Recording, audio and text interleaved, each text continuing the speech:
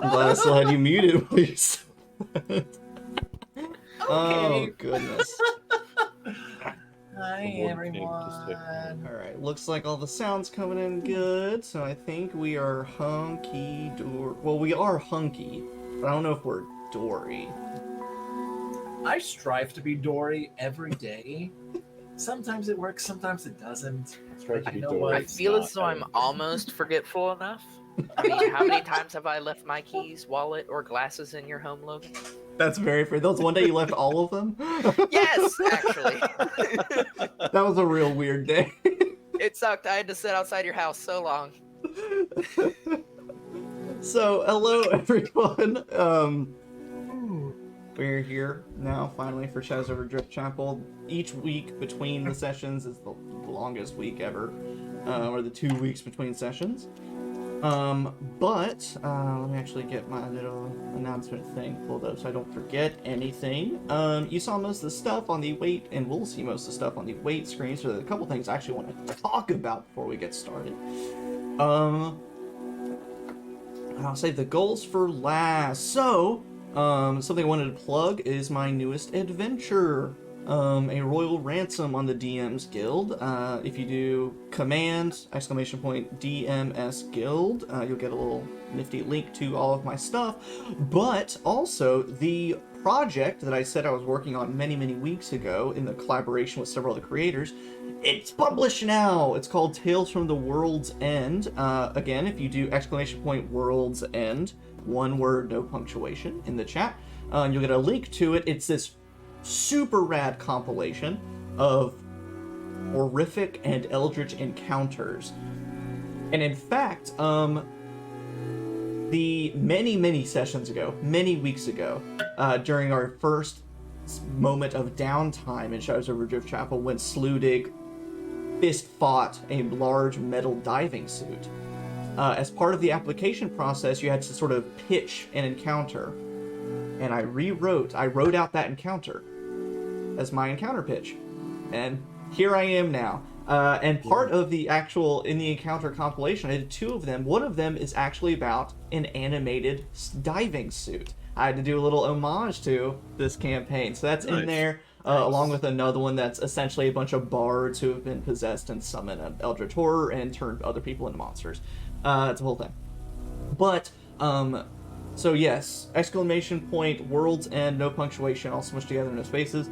And it's on a discounted price until Monday, so make sure to get it this weekend. A bunch of cool eldritch horror encounters for the low price of $9.95.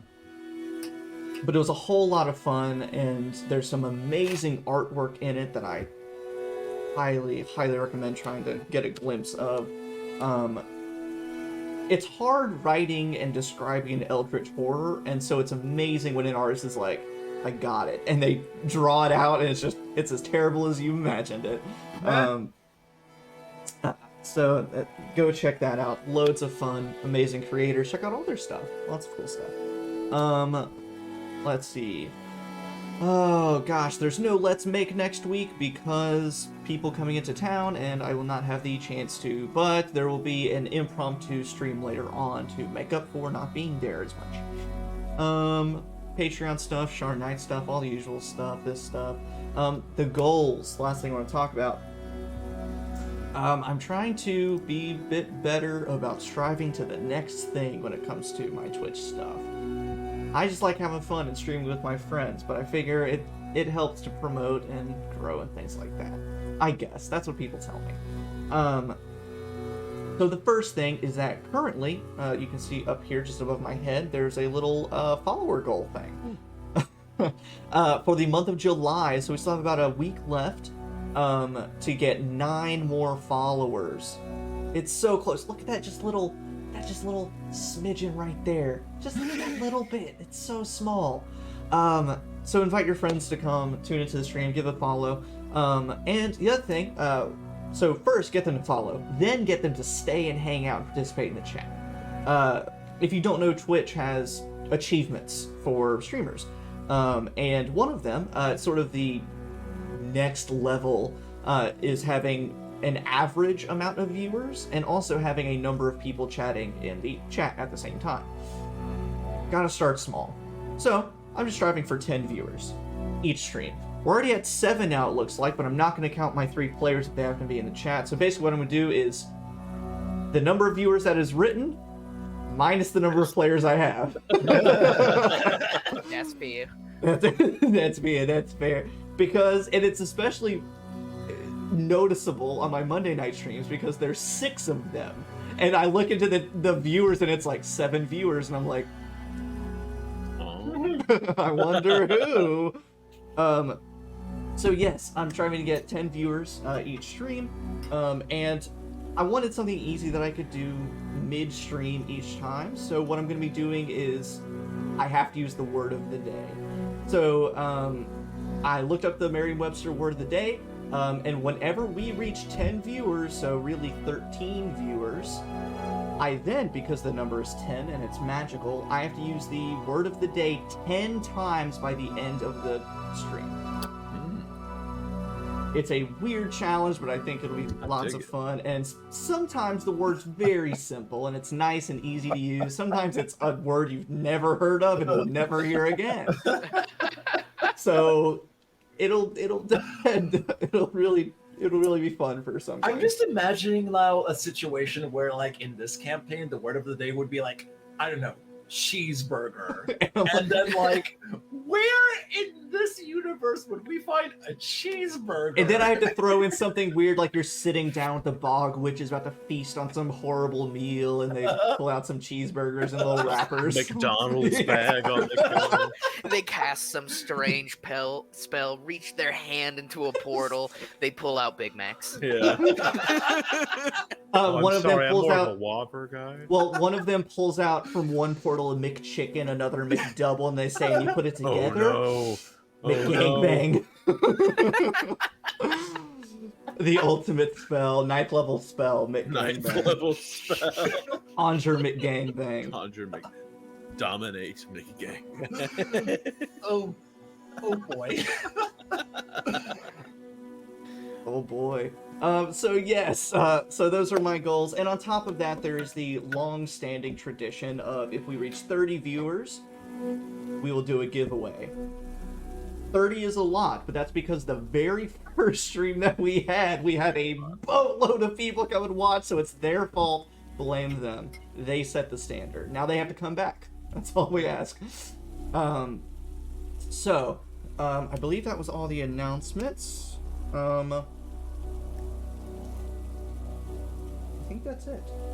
So, without further ado, which one of you fine people want to do a recap? I feel like Kamin or Sludig are the ones that are in the hot seats for potential recap. Not me, yes. Okay. Kamin the entire session is like, yikes. That sucks. So, for the good listeners at home, They're gonna say for the good what- Lord. It's like,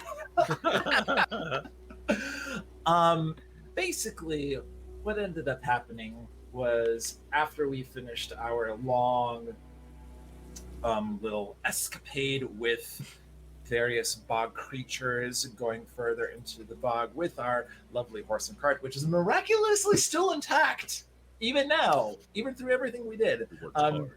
We ran into my long lost, dear, presumably dead, thankfully not, sister, Bara. However, she is, well, let's just say, basically not human at this point. She is this sort of amalgam of a spider and a rose that is the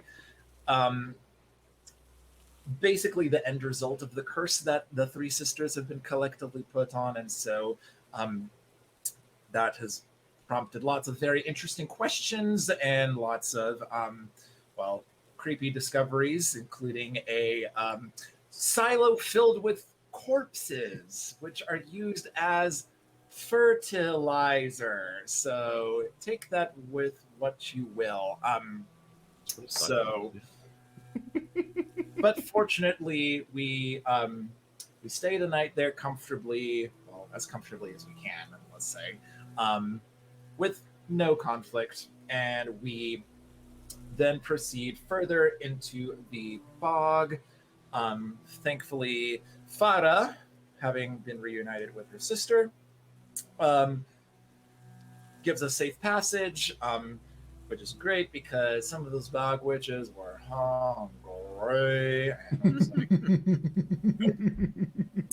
So we're able to go further into the bog, and then finally we go to what it's a fortress, right? Or it was once a fortress. Mhm. Okay, I'm remembering that correctly. We go to this fort, what was once a fortress, and we find these gathering of witches at this long dinner table. And lo and behold, we also run into another long lost beloved character. We find Sludig's lovely wife, albeit she is also not completely what she once was, and so that happy reunion happened, albeit with some actually, Sludig, why don't you pick back up on cards? Pass the So- torch. Going on our cart ride to the fortress, Sludig was expecting to have questions answered, but when they arrived to this feast of witches, he looked across and saw a face he didn't expect at all. Seeing Ilya, he hopped from the driver's seat. I mean, thankfully it's a horse, so it's not going to do too much crazy stuff, but ditching Amina and Kamin, he rushed up to Ilya and really kind of was prepared for whatever was going to happen with the bog witches. It may have been, boom, you're a toad, who knows, but he saw someone he did not expect to see alive, which kind of didn't, and more so someone who was going to be in one piece. He expected to find her at like the hands of the cultists, whether as a prisoner, as an experiment, worst comes worst, a secret follower, who knows. But then he sees her revived by the hands of the bog witches and her desire for vengeance. Now he kind of has ingrained some of that rage towards the cultists into himself for what they did to her, and he ended up taking some barbarian levels at our level up, some one. And now we're kind of waiting to see the end results of that encounter. Yes. Awesome. I forgot to do the recap and the Twitch command thing. That's okay. That's the one thing I forgot. Son of a gun. Gun of a son. But Brunna of gun. I mean, we literally just did a recap. Yeah, I'll Yeah. type one up as we continue. Yes, in this fort, which is now sunken down into the bog, all of the buildings and everything that would normally be inside of a courtyard aren't visible, except maybe the slightest slant of a rooftop. The witches have this kind of barge that they've built, and it's floating on top of the water, where they have this dining table and several stools and things. Having your reunion. Need my notes. The second thing that I forgot.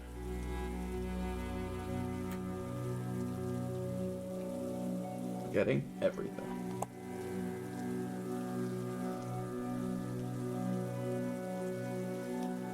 After a few moments, you did speak a little bit about why you were there and talking about a mutual dislike for the cult.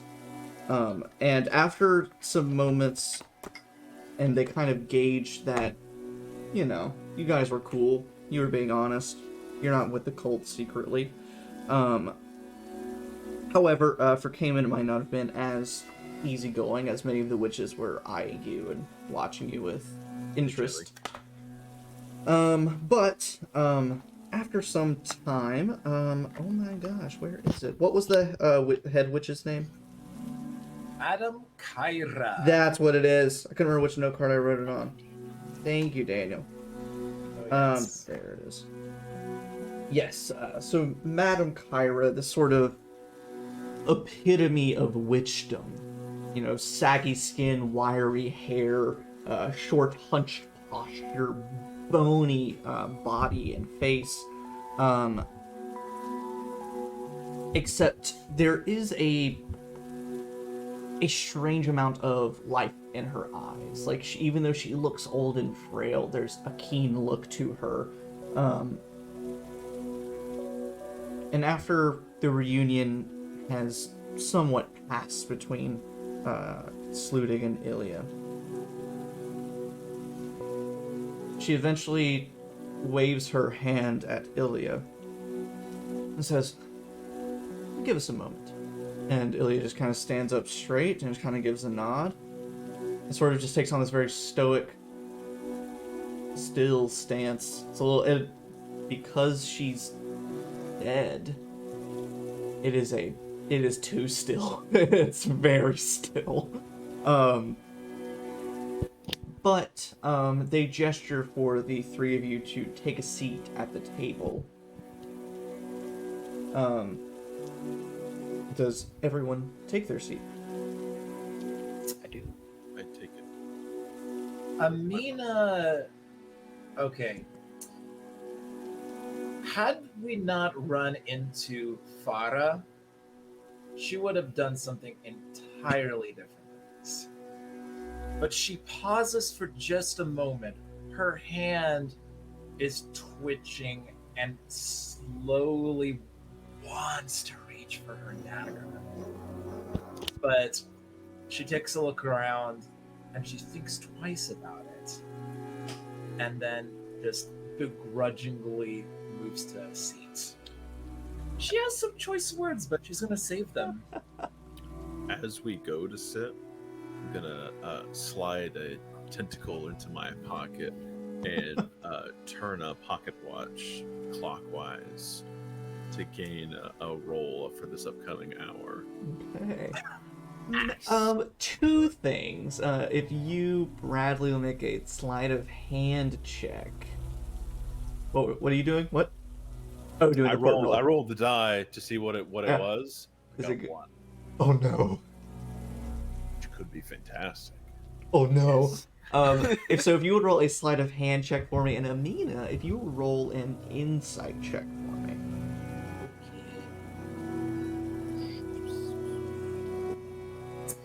It's a 13. 16.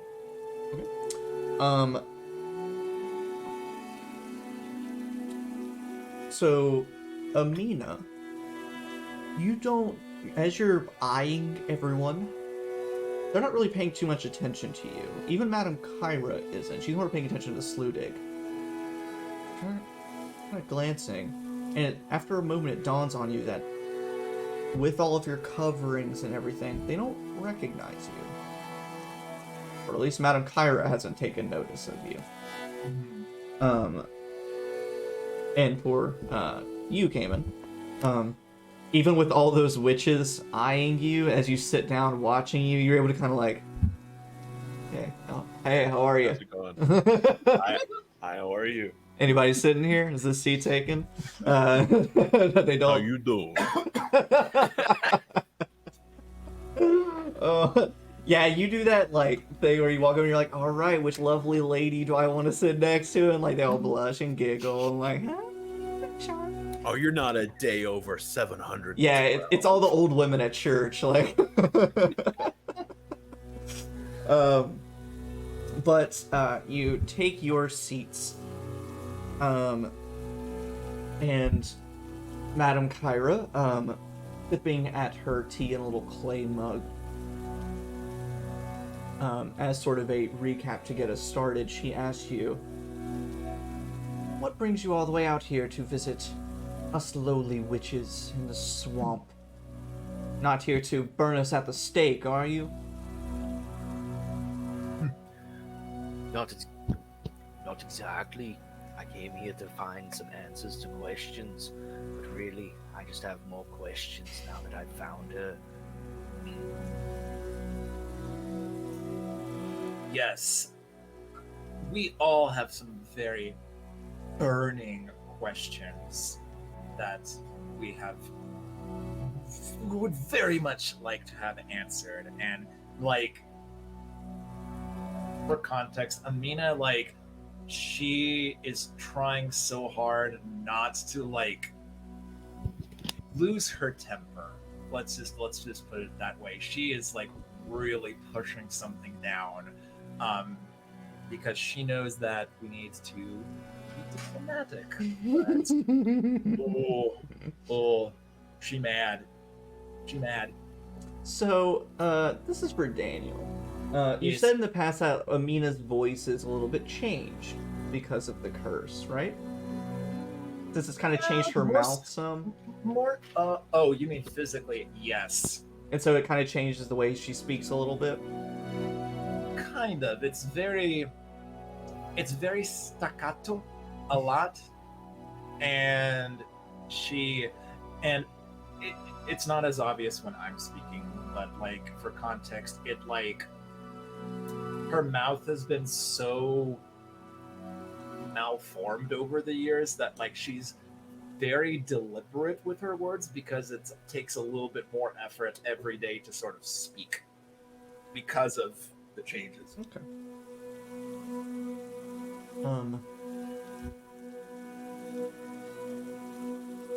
She kind of nods and says, well, we're usually glad to answer questions, but of course, answers don't come free. Mostly, what is the nature of your questions? Well, neither of us are much of a fan of this strange cult, but I feel as though us helping you deal with them should be payment enough for, well, some basic questions. Like, once we finish this cult and Ilya's revenge has been sated, what must we do to... What can we do to reverse what has been done to her?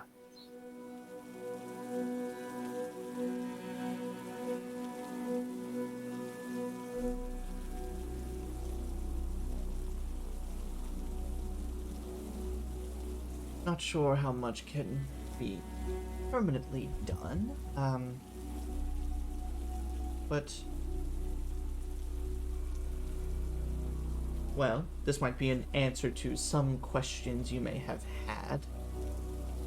So these cultists that are out running around, they wield the Gloam like we do, but not the same as we do. And since they are doing it in this way, it's limiting our powers. They're sort of taking more than they need and keeping us from doing what we need to do. So, presumably, if all these cultists are stopped, then our powers can be back to where they were, and we can maybe see about helping Ilya the White here. And with your powers back at full, I'm assuming that there's other cures that you could bestow on other afflictions. Possibly. What kind of afflictions? And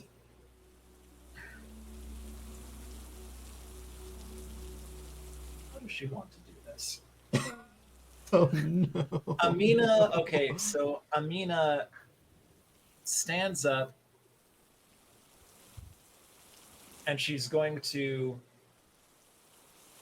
at first slowly undo all of her face coverings, and then very quickly start as the whole process goes on, she quickly just goes perhaps something like this, something of your own doing.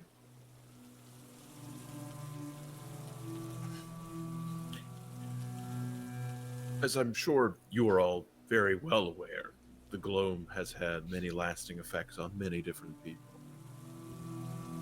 If you're saying that by restoring your Gloam-infused powers, you can help these people, I think we'd all be inclined to help one another to get rid of this cult and proceed forward. However, I get the sense that may not exactly be your plans. All of the other witches around you start like looking at each other, whispering, leaning into one another. And Madame Kyra gets up to her feet and looks at you, Amina. And she kind of has this fascinated grin on her face. And starts to like walk around the table, along the wood barge. Are you, Farah's sister? Yes, I am. And I came here wanting to know. She takes a breath. Oh, had we not run into my sister, I would have done so much worse. I want to know why. Why would you do this? Why would you put this affliction on us? We were children. Farah was barely a baby, and now look at her. Look at what this has done. She kind of waves a dismissive hand in the air and turns back over to her scene. She says, "You three would have died otherwise." What do you mean? We were living a happy life with our parents, which you so mercilessly slaughtered. Your little house was at the edge of the globe. It was encroaching. It can't be stopped, and we tried some subtle methods, trying to get your family to leave. Probably too young to remember. You know, passing prophets and Samaritans coming by saying, "Oh, you should probably move. It's getting too close." And eventually, it was a little too late.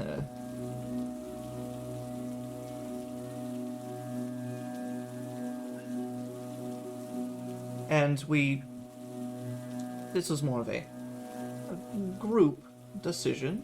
The unfortunate burning and fire. But we were convinced that if your parents would not take the precautions of moving your family away to get away from the Gloam, that they were probably not fit to be parents anymore. They would not take care of you like they needed to.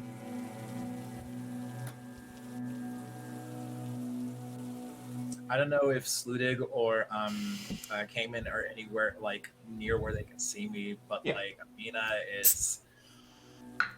If you could see her hands, there are veins popping out because she is grabbing her dagger hilt like just so tightly, and she's.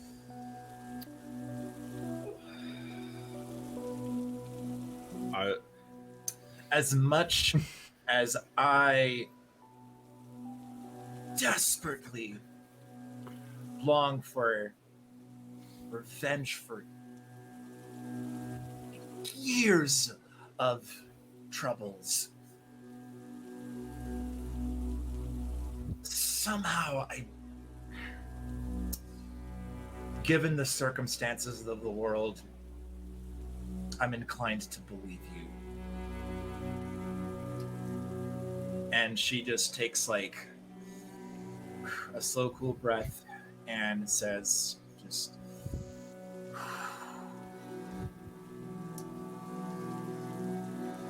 if Farah is happy, and then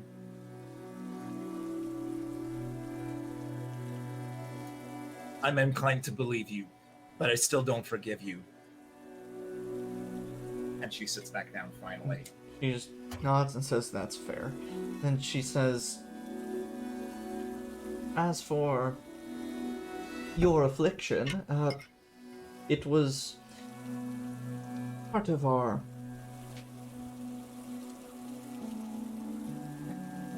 motivation with you rescued girls is that we are more powerful in numbers. And so the affliction that, if that's what you call it, the gift that you possess, it's part of our own powers bestowed onto you. Of course, that makes us a little bit weaker, but it helps our powers and our goals spread farther beyond than just these bogs. And then she points a bony finger down the table toward Kamin. His, though, that's not our doing. Which means it'll take much more work to get his out. What? Because we can smell it on you. Because ours, it's sort of like... It's like plants. And she sort of gestures and, using a bit of magic, blossoms some beautiful purple, like those kind of like purple cupped flowers you saw previously. She says, out here in the bog, these grow these beautiful purple, vibrant lavender colors. She says, but farther west and farther north, she grows out some that are a bit more yellow tinted. She says, it's more or less the same flower, but slightly different properties. The milk produced by these yellow ones, it's much sweeter. It's often used as flavoring for drinks and things. However, this is toxic, poisonous. Same flower for the most part, but fundamentally a bit different. Even though, gesturing to now Kamin and Mina, you are similarly afflicted, his is different from elsewhere. It smells like salt water and fish. Well, I'm told I was a sailor.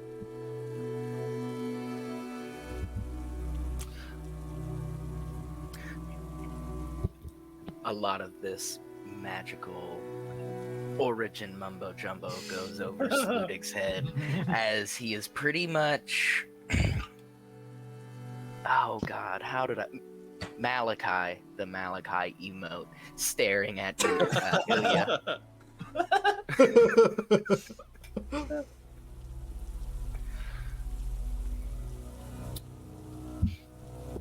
Well, if you were here about the cult, they've clearly had an impact on you, your lives, so that you cannot proceed while they are in your way.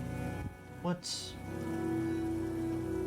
are they doing to you, and what have they caused for you? Well, gesturing toward Sludig, and then gesturing toward Ilya. This much we've seen. Obviously, but now that I have found her, if what she seeks is peace, I am here to help her get her revenge in any way that I can.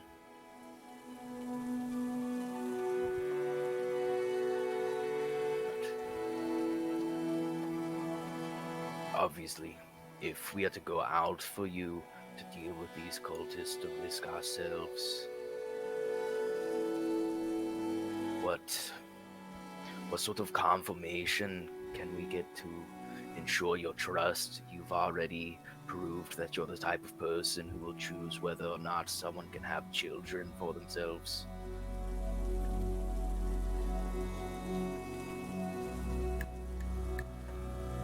Sludig's a family man. He went out this entire way to find his wife, finds her dead, hears that Amina got snatched by some crazy ass witches. Nah, he's mad. Mad boy.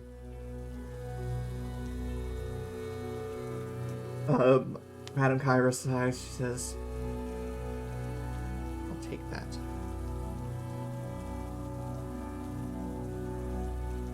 Well,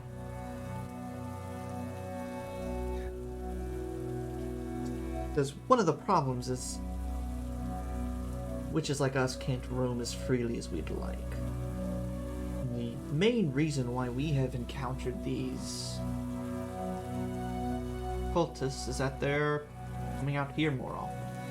I think they want the bog. Of course they can't have it, but we can only hold them back for so long.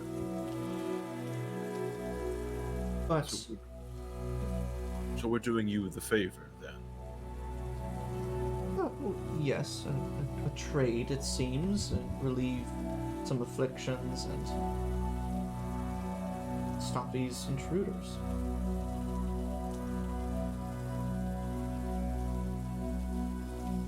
So basically, you want reinforcements for my sister.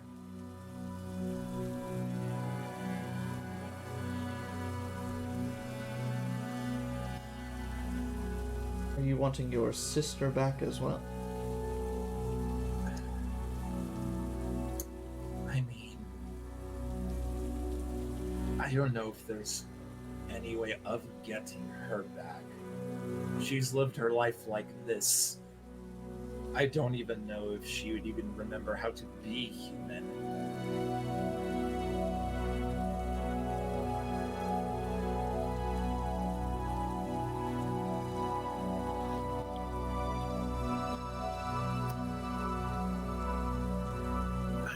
I gotta speak up at this point.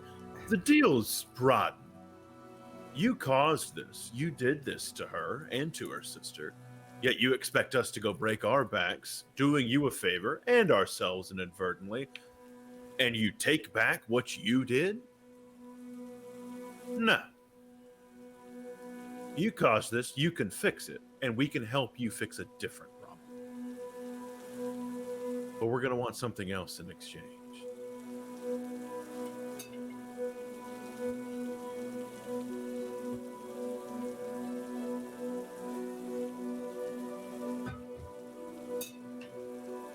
She turns to Amina.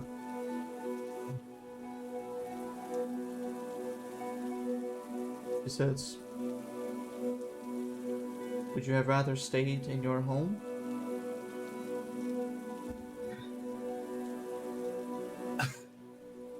I mean,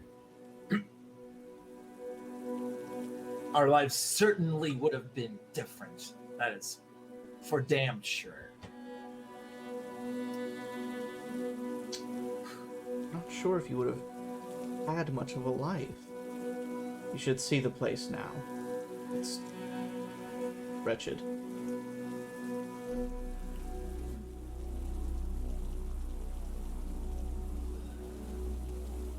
That's not the point.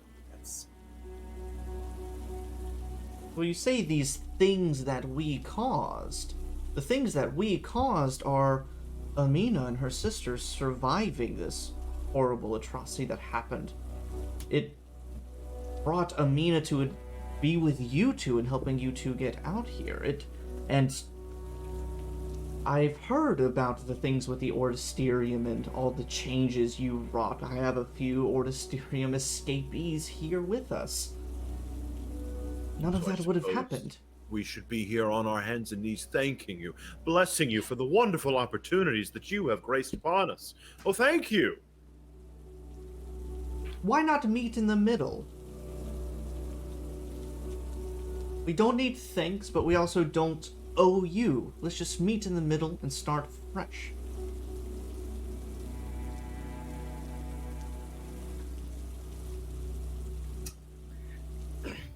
I look over to Kamin and Amina and kind of hushedly say, but not really in a manner to where Madame Kyra or any of the others can't hear it. I say, I want to avoid any sort of violence if we can. These people, they are the one people I know of that might be able to do anything for the one I love. if we can, I would like to team up with him. I understand that there are lines that should not be crossed. Neither her nor me believe that bringing reinforcements for your sister, replacing her, kidnapping children is a good thing. But I see this as my last hope to bring peace to her. Amina's gonna whisper back to Sludig in the same fashion. You may have to physically stay my hand at this point, but as much as my rage just wants to hurl this dagger right in her head, we've been through enough that part of me has to agree, but the urge is there.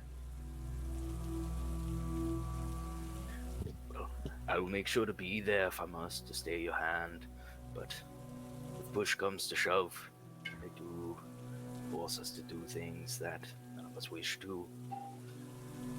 We'll have your back. I'll have your back. Can't say much about Ilya, the way she just silenced herself and stares deadly.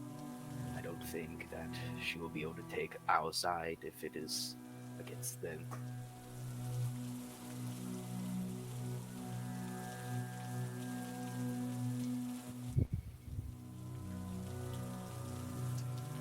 All of the witches are awkwardly sipping at tea and mumbling, being like, the leeks are really good today. I mean, again, I really wasn't trying to be so silent they couldn't hear. Yeah. Honestly, it's Sludig. He probably grumbled pretty loudly. All right. Very well. After a moment, Amina takes yet another deep breath, stands on up, and says, "Fine. How do you suppose we manage this arrangement, albeit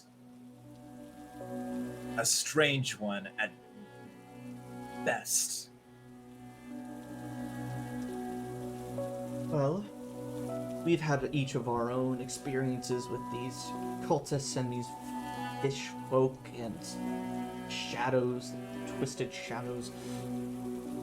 We could exchange notes and talk about what we've seen or observed or deduced and proceed from there. I'm fine with a little information sharing, but to be honest, except for one creature, I think the other two may be of more help to you than I am. She kind of like looks you up and down. Eventually says, "Well, it looks like you've been up." That was so subtle, Bradley. It's like looks like you've been up close with them before. You seem like that kind of fighter. You probably have more insight than you think.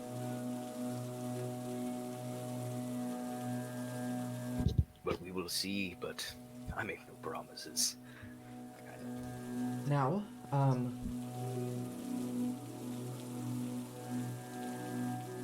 much of this fort is sunken into the bog. Old Dawnhammer Fort, so it's well fortified. It used to have many buildings in the yard, but since sunken, they're all under the muck now.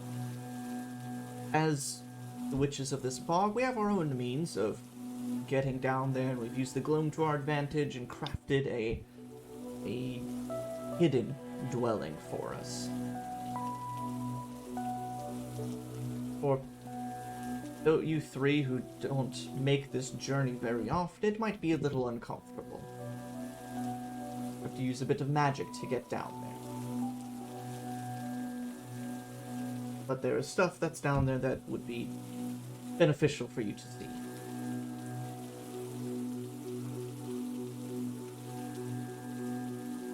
What sort of magic are we having to go through? All you need to do, really, hold your breath close your eyes. You keep them open, you might get sick. Keep your mouth open, might get some muck into your mouth.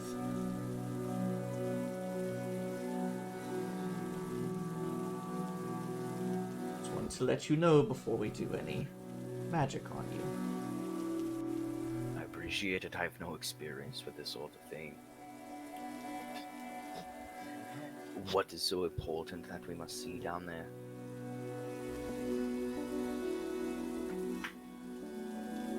Remember how I said that the cultists want the bog, I think?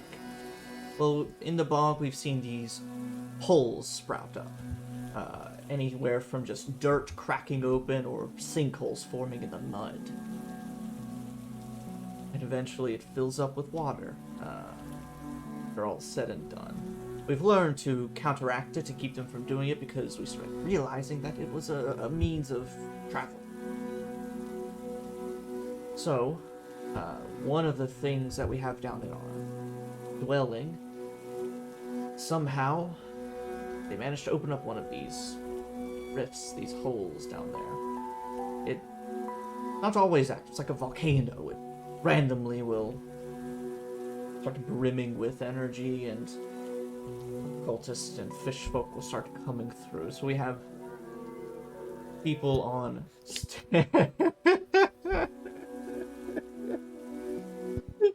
I'm real sorry there, folks. I apparently live on a drag strip, and everybody just fucking drives 100 miles an hour on my 35-mile-an-hour road. It just sounded like a marching band holding a note and doing a spin move or something. It was like, but she says that they have attempted, these cultists or whoever, have attempted to open up one of these passages, these rifts, sort of near or in their dwelling. And so they have witches at all times, sort of keeping it at bay and on standby.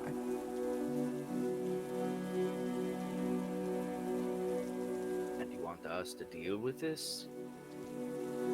Well, no, but we also have done our own, along with that, we've done our own, experiments, questionings of these cultists and fish folk and others, and collected things off of them and made little notes here and there, so it might be beneficial.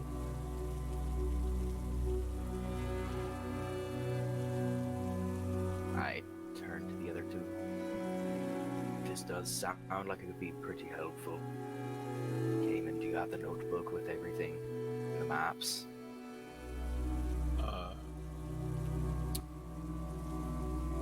Yes? I thought you had the notebook. Or I thought you had the map at least. Oh, no, sorry, I do have the map, but I don't think I have the notebook. I have the notes we got from the dead people full of rot grubs where you, Sludig, was using the bodies. Though I guess it was just the map, then that would be important or useful to them, though I'm sure they may already know.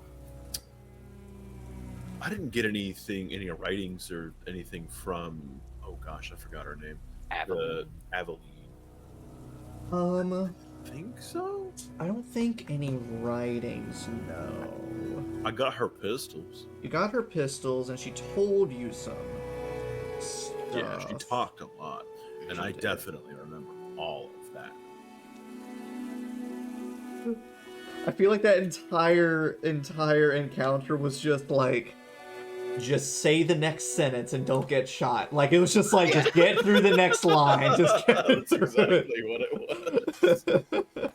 Yeah, but I don't think you found the map is what you got off Aveline. Yeah. Because she just, a couple days before, had gotten back from the other sort of watering hole, the pond that you met her at. Well, I guess it's just this map, and I pull it out, show it to them. You probably know about these locations, but we ran into strange creatures. Well, I don't know how many of your witches you have down there, but if some of the bigger ones start coming through, you may want to worry a little more. For some reason, when I heard you say there's some bigger ones, I thought you meant like get Bigger some of the witches. big witches.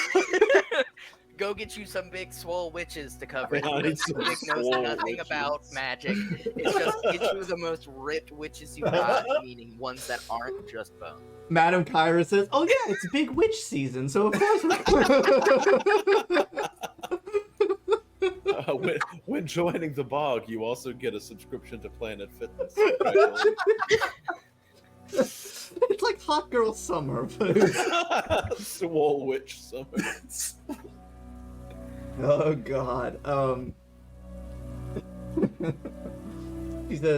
She says yes, they've seen some pretty horrific things. And they've what probably piques a little bit of interest is that they've been collecting some of the slime and slugs and whatever else they can from these creatures. And bog witches are alchemists, and so they've been forming sort of endless experiments and trying to break down these things and all sorts of stuff. So, are any of you three unwilling to close your eyes and hold your breath for a few moments? Again, like Sludig's at this weird balance of like a teeny tiny knife point. Like sees that these people are neutral at best, probably neutral evil. Neutral at best is a good way to put it. Yeah. Ooh, but also they're like his only hope for any sort of salvation, and beyond that, Sludig doesn't want to have to like fight Ilya.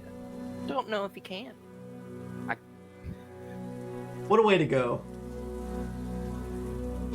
Fighting your dead Let me wife. love you. Hugs a sword through my stomach. Oh God. Honestly, Anime betrayals. yeah, I don't necessarily condone like instant death in like D&D, but part of me would like that would be such a good way, like cinematic death of just like if you I like will allow it. yeah, if you're like I will let it happen, I will die for that scene. Ooh. Make it hurt. I have the strength to do it. But honestly, this is a total tangent now. Even more rad if you have that cinematic scene and then you get to play as Ilya, a Revenant Ilya, and finish the campaign as that your second character. Ah. Hey, go do that. Hey. She's kind of a The rest of the warlock. party so- sees me get stabbed by her. She can come along. She's cool, I guess. Oh, thank God, Sludig's gone. She turns to them and like, all right, what's next, guys? Let's go. Pew pew pew. All right, so Kamin, what's the verdict? I will look to the party. If Sludig and Amina succumb, then I will also, but I will do it. I mean, Amina, like, she kind of knows that what's going to happen is probably really similar to something she studied, like, in the Ordisterium. So this doesn't sound like super scary or whatever, but like she just like keeps clutching her dagger and just doesn't say a word and just deep breath and shuts her eyes. Like, just she's ready to go, but like she is ready to like throw shit down if she needs to. Sludig is probably the first to get up then. It sounds like. So Kamin. Yeah, I'll get up and close my eyes, and I'll a little beholder eye stalk poking out of the backpack, just to keep an eye out and make sure that where I'm not about to get ganked. Rolling it now. So you close your eyes, hold your breath, and it's that feeling of an amusement park like drop tower. You feel every organ inside your body just up into your torso. You feel all of your stuff start blowing past you.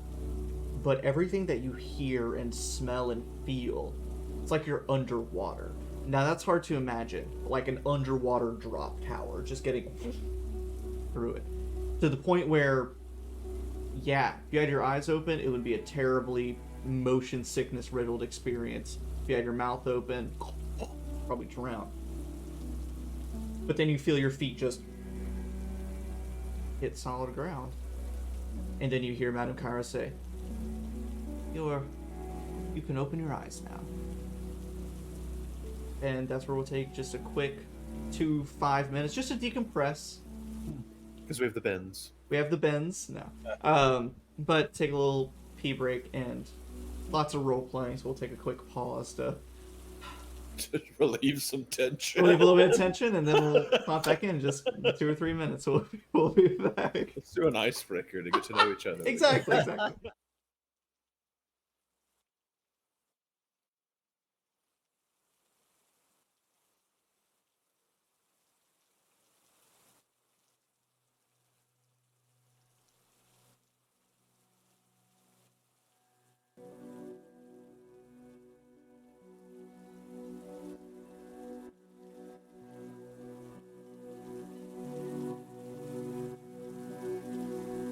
we go. There we go.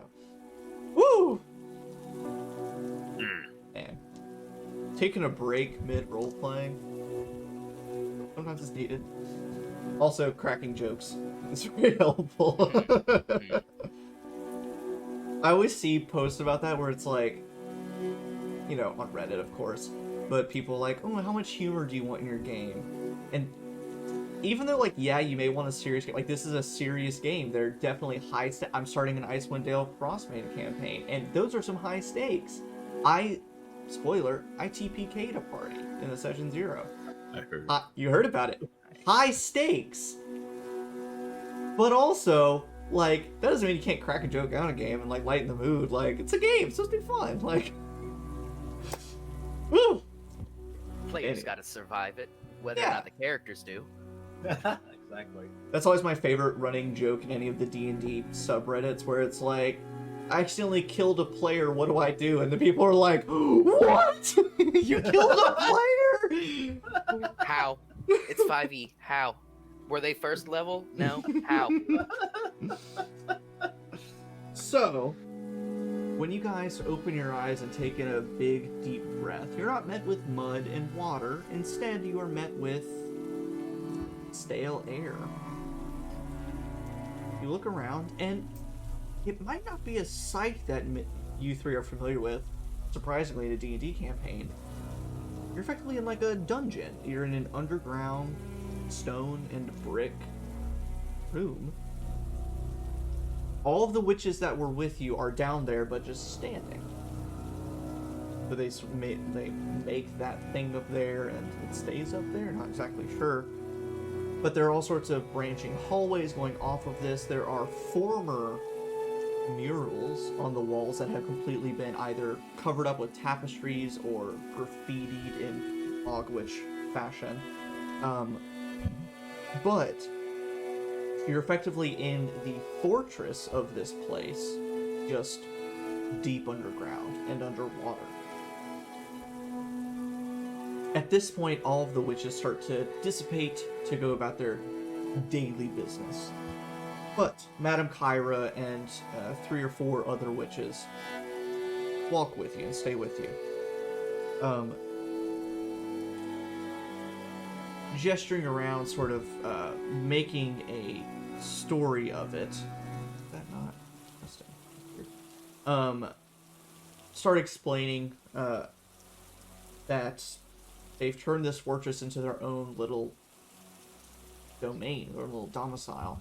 And when they mention that they had the Gloam work for them, you notice that connecting some of the rooms, it's not necessarily a brick hallway, but it's like a hardened mud hallway with these black veins going through it. So it seems as though they've solidified some of the surrounding bog and made a tunnel connecting some of the buildings that used to be in the fort yard. And of course you find that you walk through many of the rooms you would have found in a Dawnhammer fort at the time. You find the dining hall, of course refashioned and repurposed, but a dining hall, and same with living quarters. Various armories that have now been replaced with just various robes and bog traveling equipment, things like that. Old pantries and kitchens, and all sorts of stuff. But you start reaching, it starts winding down, as if it's going downstairs to what would have been sort of the basement, cellar, or dungeon level of this fort that is now like super subterranean. This is where things start to take a little bit of a strange turn. You start walking down this long, bricked up hallway, and you see that it branches out into sort of one large room separated by segments of walls, and you realize that it's cells. A fairly normal thing during a time of war in forts like this.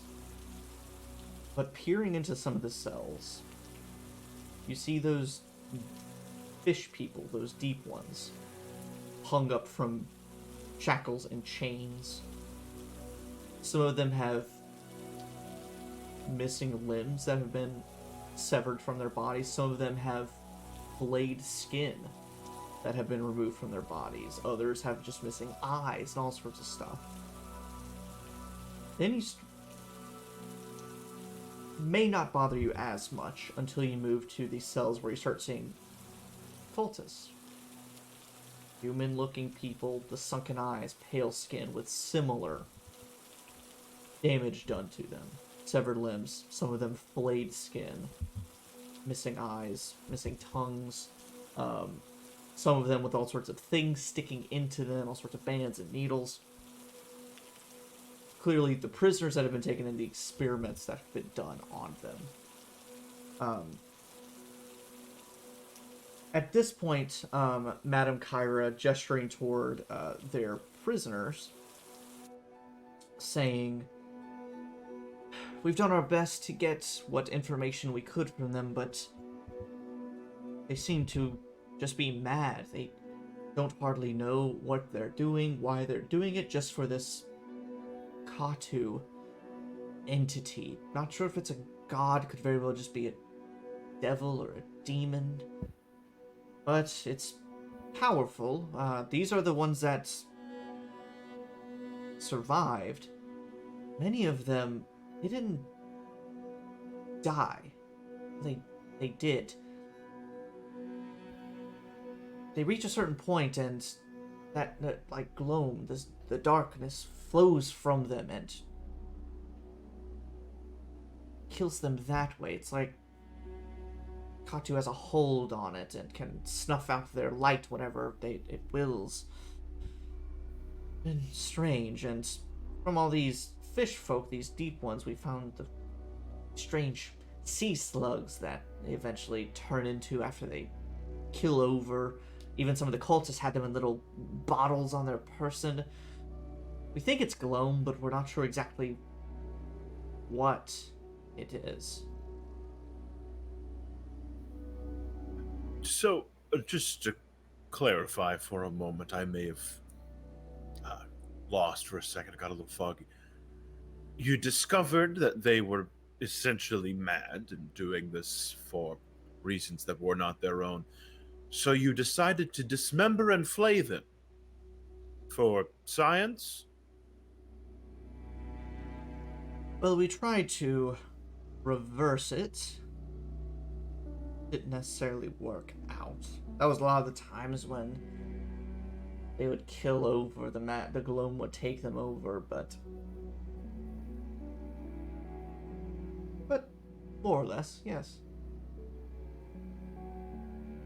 Kamin will remember that. What do you hope to learn from these continued experiments? If these people are truly mad, they have no more control over themselves than animals. You sit here and you torture them. There must be a purpose.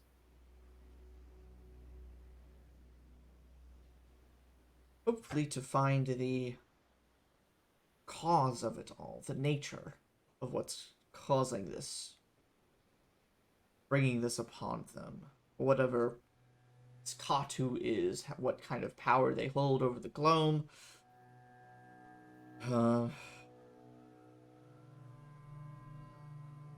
Much anything beyond just cultists running around, and that's it.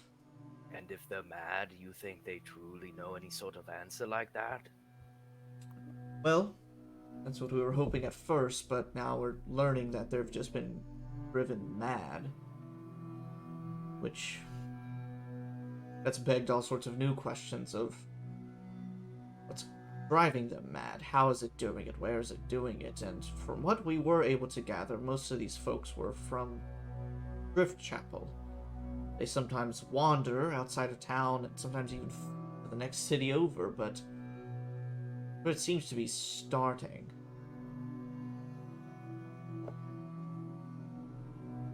Or perhaps they go mad for being chained to a wall and poked sticks.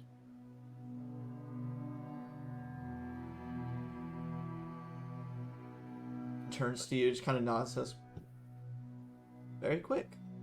That's good. We have seen what Driftchapel has in store. That's where we encountered these strange iron suits looking like deep sea men. And, well, it wouldn't shock me if this place was turning people mad. So, have you three found anything in town that would seem like it's causing this, or one that's in charge, or meeting place, or some kind of revered place in the town, or anything?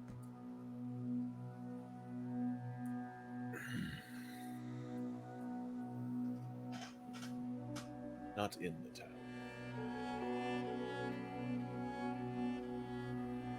We found locations that they've gathered previously, but it doesn't seem they have anything permanent within Driftchapel.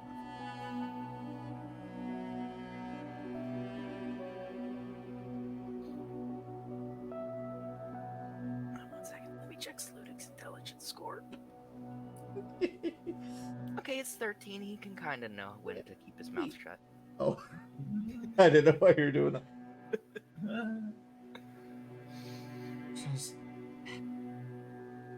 See, we've been thinking different.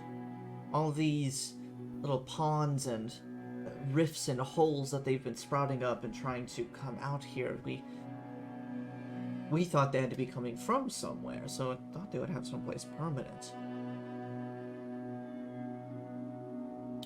Because we've, against our better judgment at times, we've gone down into these little tunnels, and it's just as terrible as you'd think. We thought it must... oh, we don't know where they lead, but we figured that's where they're coming from.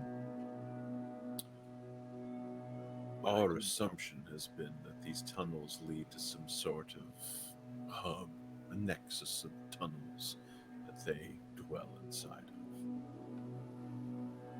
I do know that the docks of Driftchapel, people have been disappearing there, and that is where I ran into that strange suit.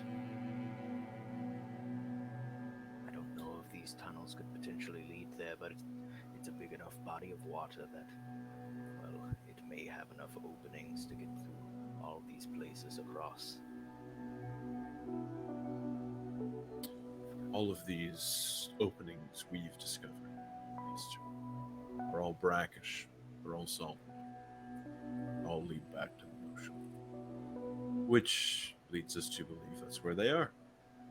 Also makes sense as that's where the Gloam is encroaching onto the town, the continent around. How's that going, by the way? Last we heard, it just barely reached the egg-filled isles. Has it gotten closer? I see. This is player ignorance. I assume so? Would Kamin know?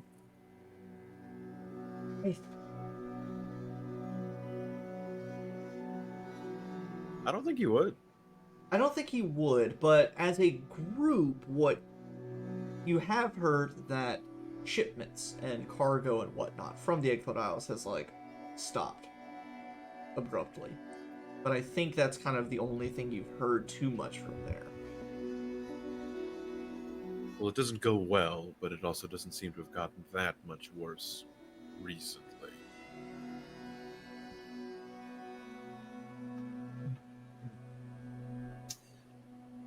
We can only know for sure when we come back, which, assuming we will,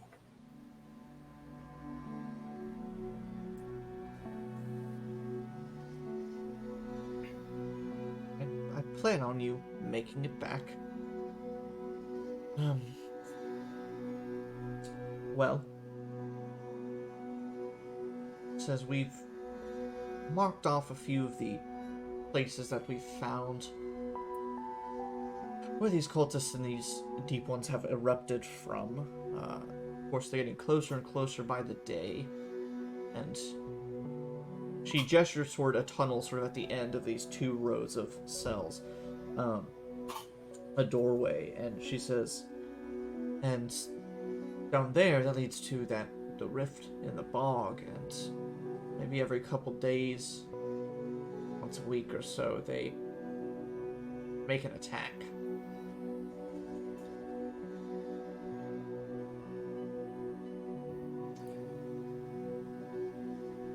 interesting. You say pretty close, but if this is the heart of what you call your home, your base, it seems as though they're already here. That's a fair point. It's just being optimistic.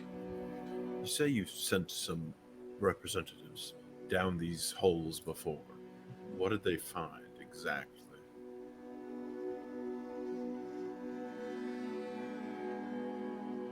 We witches tend to have a bit of control over the Gloam, but we try not to twist it up too much.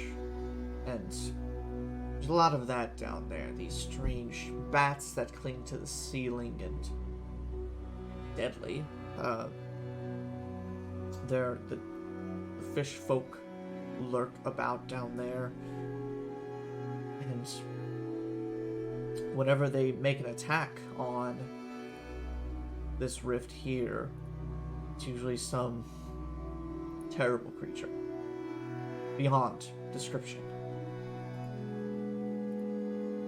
But on top of all that, just water. You often have to swim through. How far did these witches make it before they had to come back? Maybe a couple 100 feet.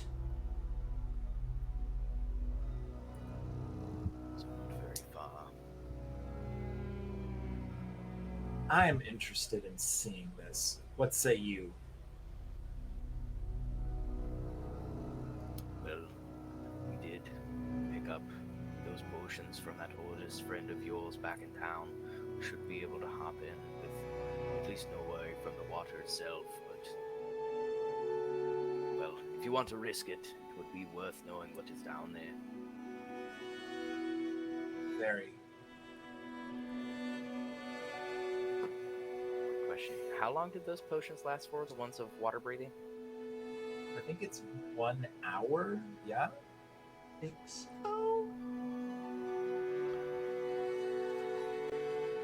Because I know the spell is, like, way longer than the Forever. item. Yep, it's 1 hour.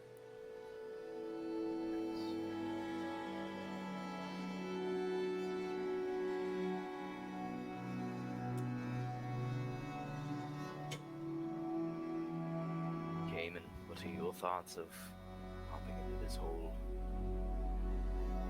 I'm not super keen on the idea of it, but I unfortunately see it as an inevitability.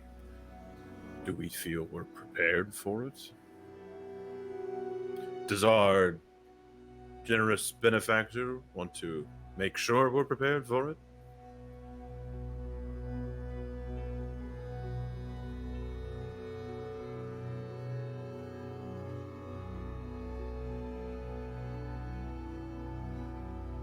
Being underwater with those creatures is beyond just a bit of being able to breathe.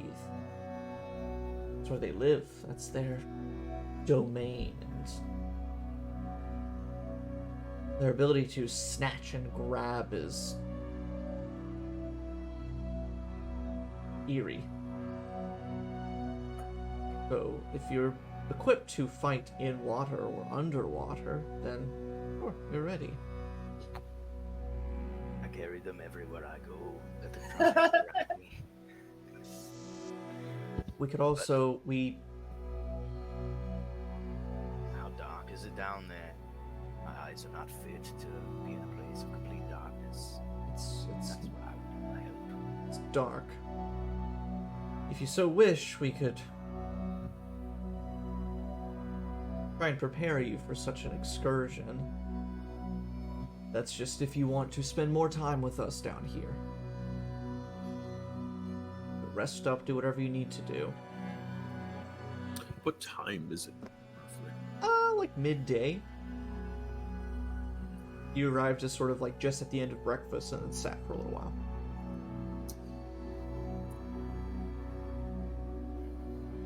I suppose a brief respite might help. I, for one, am interested in preparing something special for what we encounter there. Do you care to practice a bit first? I'm sorry, I'm not much of a musician. I don't typically practice. Oh, wait, sorry. Oh, that was Bradley. Oh yeah, no. Well, there's a first level spell called Long Tones. Long tones. You know, it's a classic. What are you talking about? That is a cantrip. That's a Get cantrip. out What of am I here. saying? Cantrip scale patterns.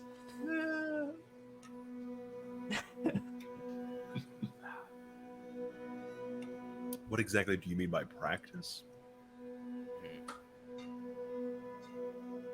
Well, with a bit of magic, just about anything's possible. Well, that didn't answer my question in the slightest. We create a illusory experience for you to practice in. Simulates you being underwater and trying to fight.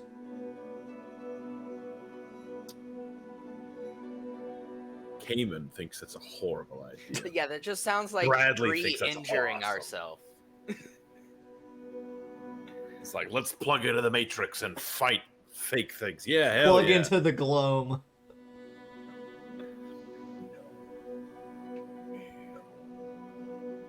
No. I, for one, and this, I mean, as talking, I, for one, want a quiet place to think and to craft.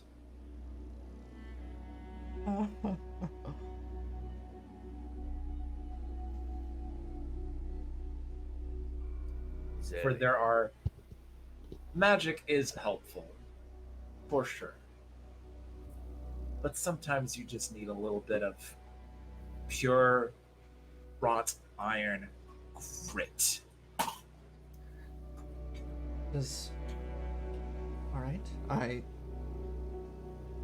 sense what you're giving off. So you can have my room if you so wish. The other witch's room, it's one large room, and I don't want to put you down here in an empty cell, so you can have my room, something more comfortable. Does that sound fair? Well, You mentioned preparation. So she- Oh, sorry, I thought you were done. No, go. You mentioned preparations. What sort of things, poultices, spells can you offer to help us? Jesus Christ. What do you think on? I don't know. Hopefully neither of them, and I find them in the woods. All we know is Drew lost. And everyone watching, sorry. So, yes, she can also do a little bit of spells to help out. Do a little bit of healing and such. Largely, I just need to see. Just need to see. She cast the light cantrip on something. Let's see what she can muster up. Let's see what spell scrolls she can find in the meantime. But she leads you up out of the cells and the dungeon areas of the old fort, back up to the main passages, and leads you to her private quarters. A comparably nice room. There is a magically burning hearth. Not putting off any smoke, but putting off a little bit of heat and enough light. A simple feather bed, storage of cabinets and drawers, and a single rocking chair sitting by the fire. So just a nice, quaint little room compared to this rest of this dank underground fortress. But she says that she will work with the other witches to procure you some things to aid you if you're going down, but otherwise you're at your own devices until you decide to go. If you intend on staying the night, you'll probably be relocated to a more comfortable area, not just sleep on the floor, but she will leave one of the bog witches outside the door just in case you need some assistance and want to ring for something. So Cool. you have this nice little room to yourself. Cool, I'm Snoop. I knew what a good one. No hesitation. Okay. We got Snoopin and Amina. Okay. So what I want to do is gonna depend on how long we stay down here, but That's she's totally up gonna to you find guys. a corner just on her own, and she's okay. We're gonna start with she's gonna start crafting a bolt that is infused with the spell scroll of inflict wounds. Ooh. Ooh. She has that spell scroll with her. Yes, I will see what how long that will take. Yeah, you can stay on here as long as you need to. It's just up to you guys.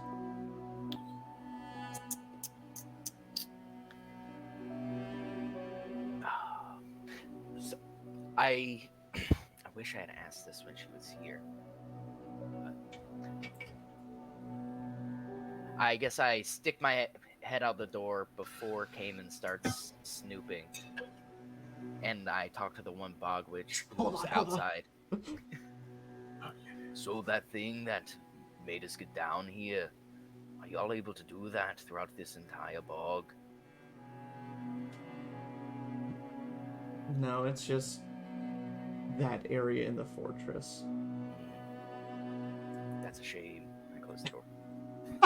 Well, that sucks. That sucks. Let's see. No, I don't want to stay here quite as long. Oh. Because if they could have put us right at the edge of the bog, we could stay here a couple days. Rad. So, Amina.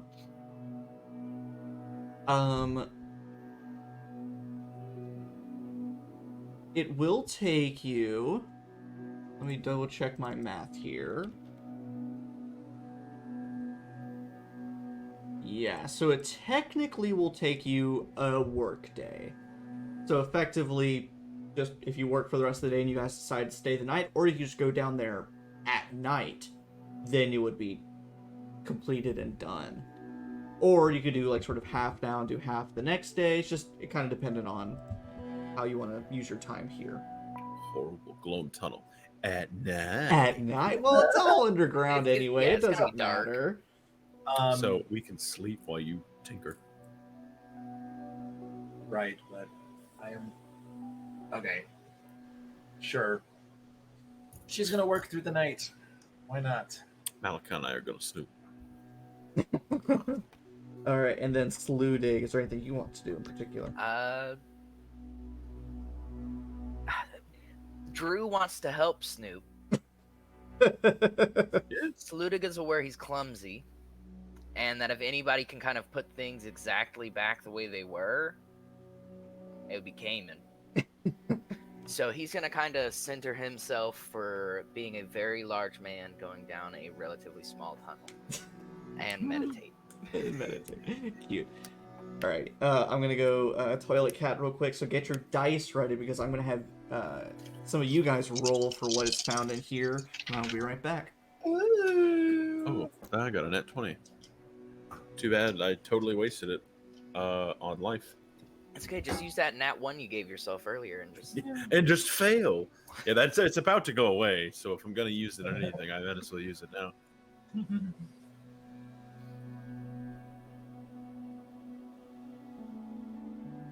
It lasts for an hour, right? Hello, beast. Kitty! Say hello to the world. You gotta get close to my face or you'll be blurry. Kitty, kitty, kitty.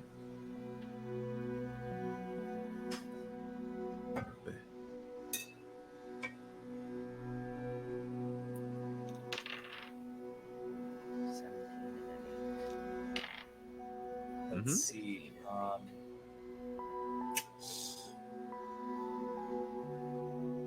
I have another thing that I'm thinking about doing, but I need to make sure like the physics of this work correctly. What When you got? water and oil mix, oil usually rises to the top, yeah? Yeah, because they don't mix. So the density of water pushes it towards the surface. Okay, cool. I'm just wanted to make sure I remember that correctly.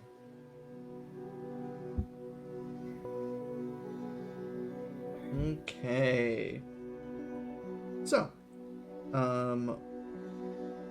if I could get each of you, it's about to get real weird for a second, to roll a D100. Oh. So 1d10 that has the double digits, 1d10 that has single digits on it. Oh, we get to use both of these now. Yeah, Okay. right? Okay, so oh yeah, I see it now. I got a 30. Got a 10. Bradley? 0. I feel like that means 100. 100. I think Yeah. it does too. I've never rolled that before in my life. How couldn't that have been a damage roll? We'll start with Daniel's number here.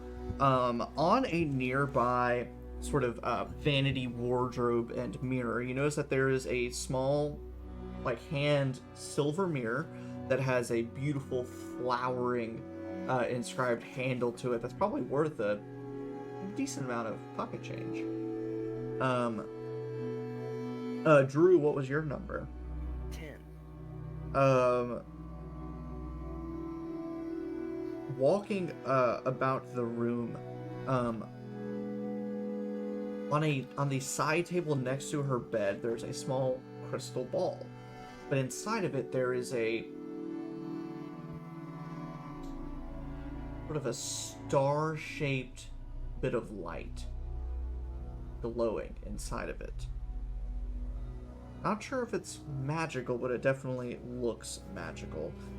And then Bradley with the 0/100.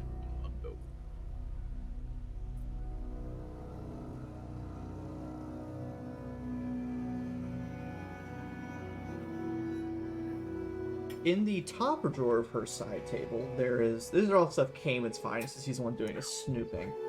In the top drawer of her end table, at the very end, there what looks like a glasses case. But something about it's like just a little odd shaped. It gets your attention. You crack it open, and there are some brass knuckles inside of it. And that kind of shocks you. You're like, this old witch with brass knuckles? About to catch some I'm about to catch some hands. And you like lightly touch it, like is that real? And it zaps your hand. There's like vibrant electrical energy as you reel back. Oh God. Cool. One moment. Oh no, the moment wasn't long enough. We were so close to reaching 10 viewers at one point. We had 12.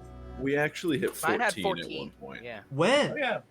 It was while you were describing walking around in the tunnel. I didn't want to interrupt you. Okay, looks like I gotta say the word of the day. Expropriate. Expropriate? Yeah, it means to transfer property or to take property, which is very fitting for this scenario. It is.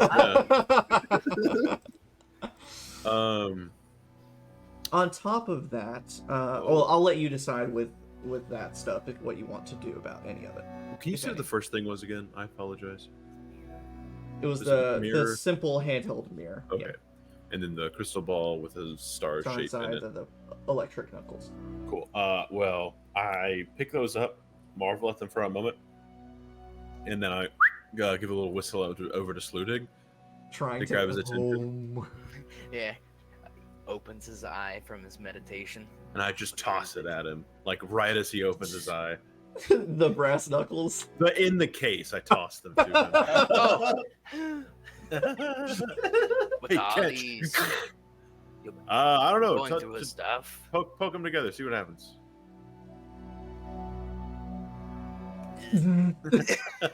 They are electric.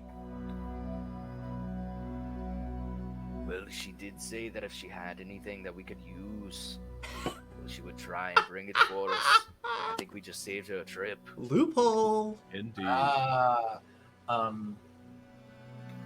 I'm gonna write on a small piece of Stuff parchment. those. I owe you. Put it in the drawer. Slide it back.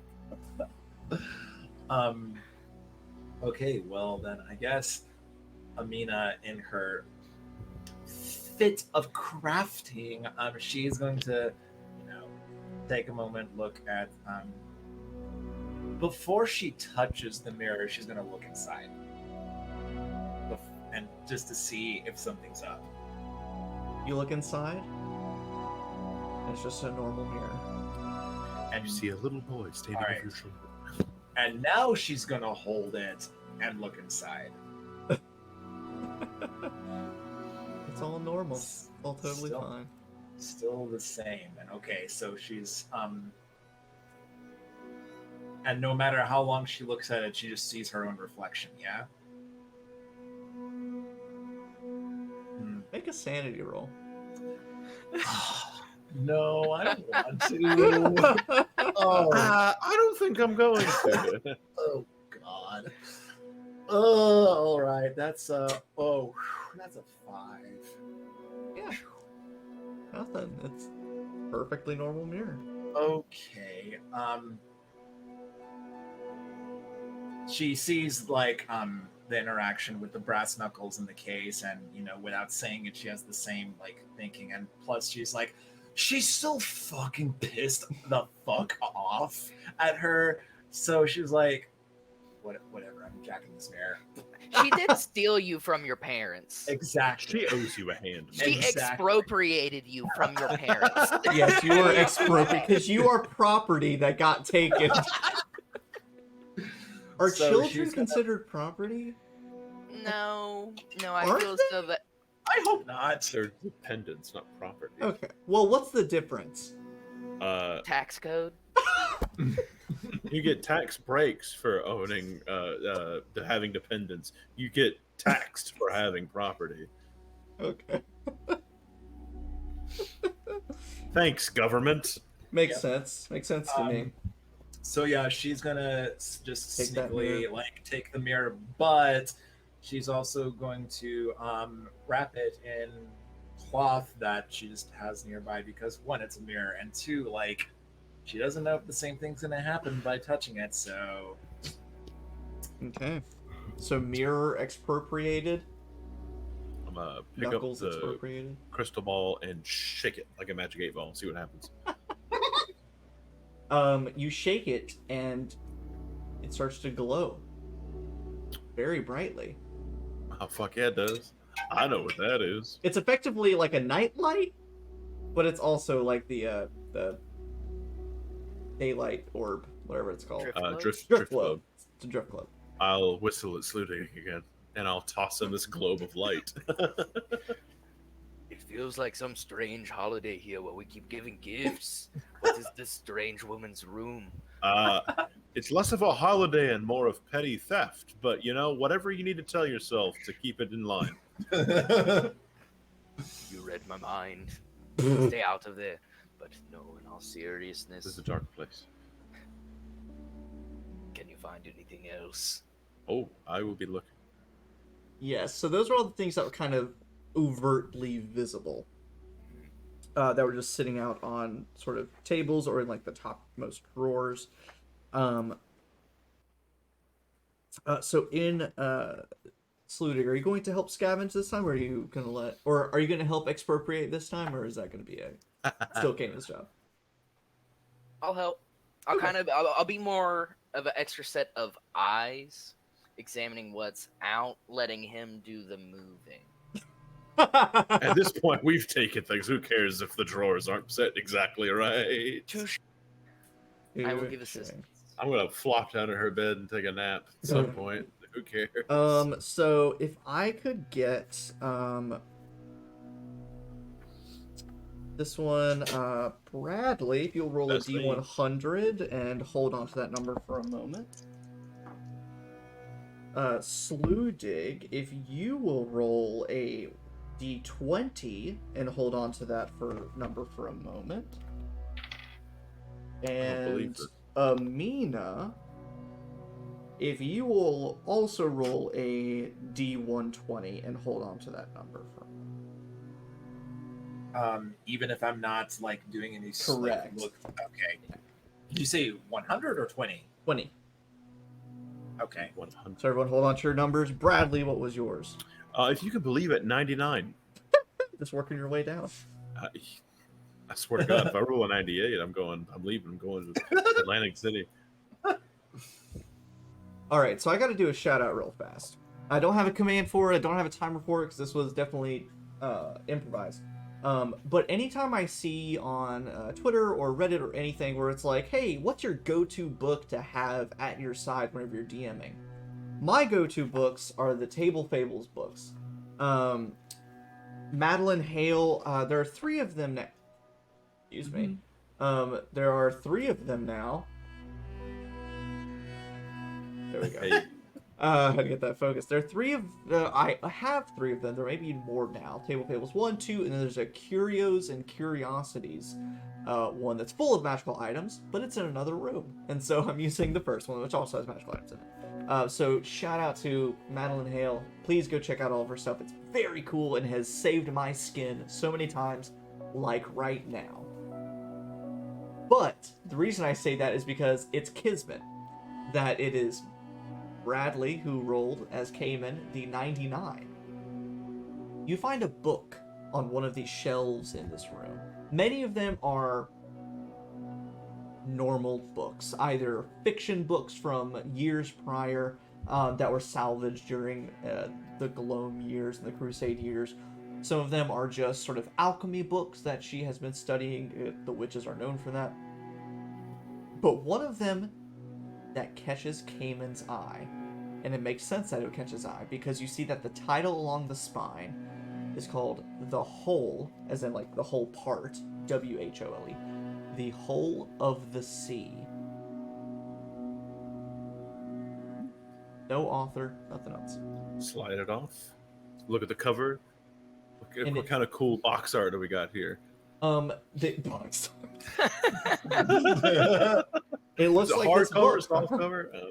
No, it's a soft cover that's bound in whale skin, so it's very soft and kind of rubbery feeling, inscribed with the title again on the cover, The Whole of the Sea. And even as you hold it, you can almost smell the sea salt and the water and the breeze as you're holding it. I plop down on her bed and crack it open and start reading. Salt water pours from the book, immediately yes. filling your lap and soaking All over the bed. her bed. Pours gallons and gallons of salt water until eventually, as Amina, you're sitting there toiling away at your crossbow bolt and the scroll, you feel a bit of water like rise up and like start soaking the bottom of your pants, like while you're sitting on the ground. Oops. Quickly double checks the lock on those taser brass knuckles. Sets it down one. But yeah, now there's like a half-inch of water on the floor of the room. It'll go away. Do you one close day. the book? Yes. Close the book and stop pouring out. And from what you saw, you couldn't make out any words. It was just water It's just pouring on the water. pages. If I open a hole that leads to the ocean in inside the ocean? Will we blow up? We're gonna find out. So Drew, what was your D20 roll you rolled a couple minutes ago? 2. Oh boy. Sludig, you point out on top of her like cabinet of supplies and alchemy stuff, there are some potions that have been sort of sanctioned away on top. And again, maybe because of some of the things you've seen and experienced, at the edge there is a thin, skinny vial, fairly small, like it's, could fit in your fist, it's that small, of some kind of still black liquid. But there is a wax seal on top that you've seen before of the Ordisterium. I'll pull it up and walk over towards Amina. Not to interrupt you much during your work, but does this vial ring a bell?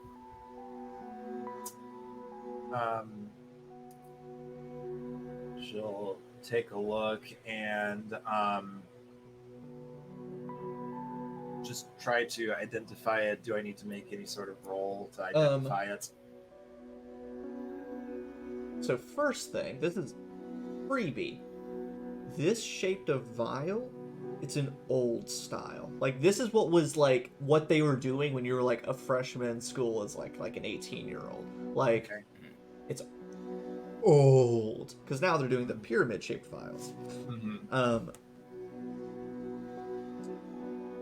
And there's only so much you can gain from just looking at it. It seems kind of inky, a little bit runny.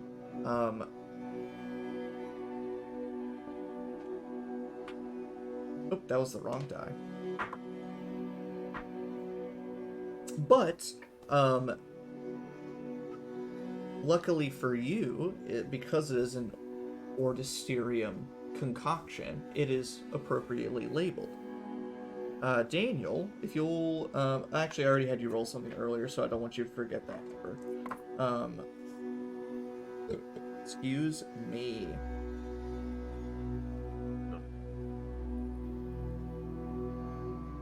You're not gonna excuse me? Never. Alright.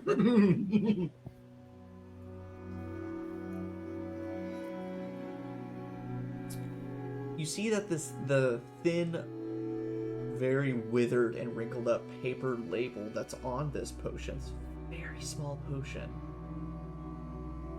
It's labeled Dragon Hide. And all of you would know, dragons have not been a thing for ever. They have been long gone, long out of the mythos and lore and everything of the world for many, many centuries and centuries and centuries.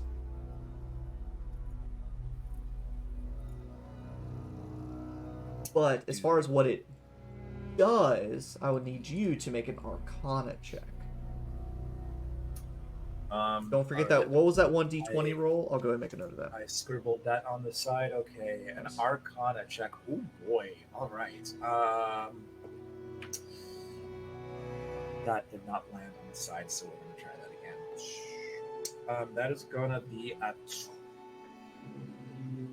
12. 12? Yeah.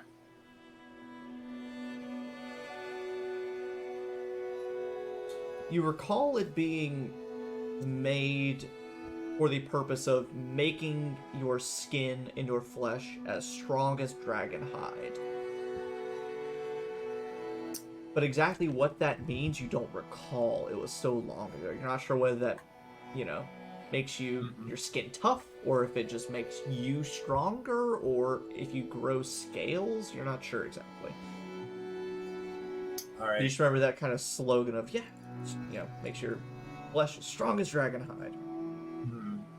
So after taking a few moments of looking at it and investigating it as much as I can, Amina simply hands the potion back to Sludig and says, well, it says dragon hide, and I do remember something about it having to making your skin stronger. Bless you. Making your skin Who was that, Amina? toughness. It's that shadow of a small boy in the mirror. Don't look behind you. I do remember that. I don't know what's the saying. Makes your skin tough as a dragon hide. It's supposed to make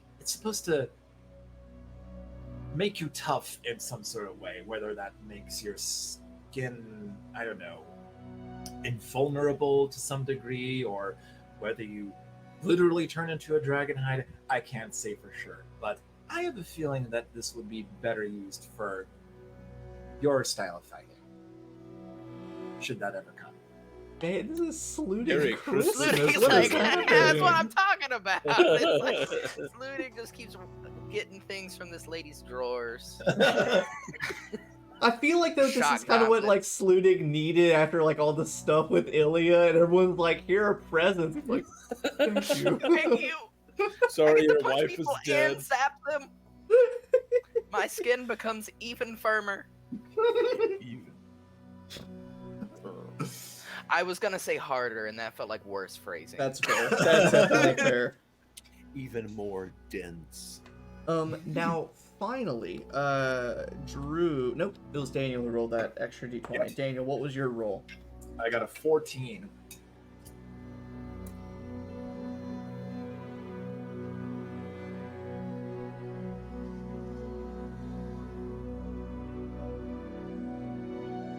Gotta do something with sick story.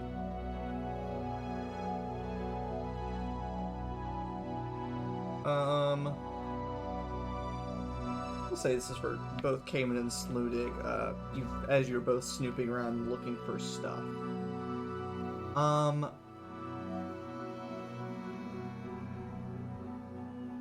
Yeah. Both of you make a perception or investigation check for me. By that, I mean Sludig make a perception check, Kamin make an investigation check. 18. You are kind. 10. So Kamin. Not sure why, but you start thinking like people tend to hide stuff under their beds. And especially in places like this, or in, you know, wooden buildings looking under floorboards, and in stone buildings looking behind bricks. And so you kind of tap, you wiggle, you move, and you find a brick that's loose. And you're able to kind of wedge a knife into it, slide it out. And you see a bit of wrapped fabric, sort of just a couple inches down beneath that brick, of where this old witch has hidden something down there. I pull this shit out. What you got to hide? It's some weed. Man, we're really gonna be meditating in here for the next couple hours. Just open the door. Amina's trying to work over there. I just imagine, like, after, like, half an hour, 45 minutes, like, anything would happen, and then Amina's sitting there toiling away, and you hear Sludig came just like...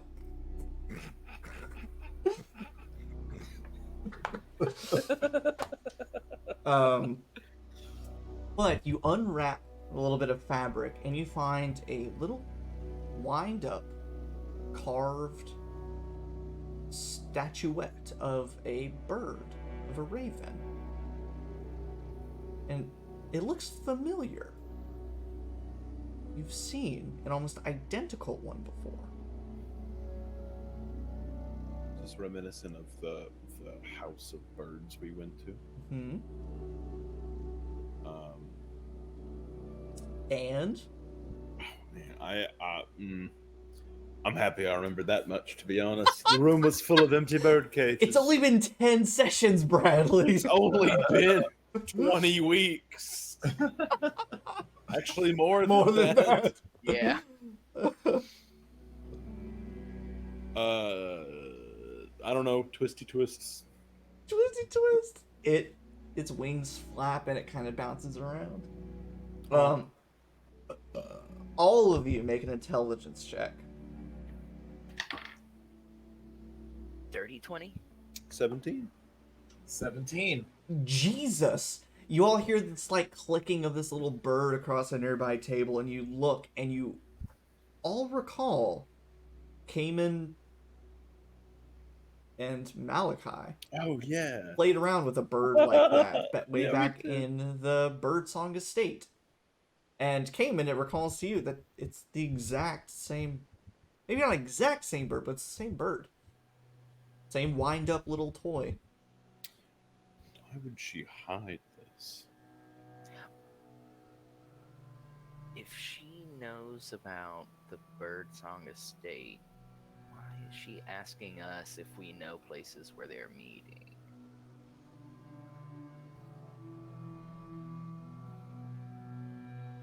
She's in on it. She is the cult.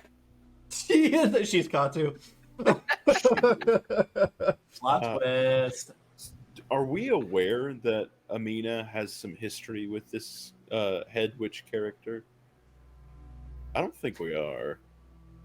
I mean, it feels a little obvious that something is there. Yeah.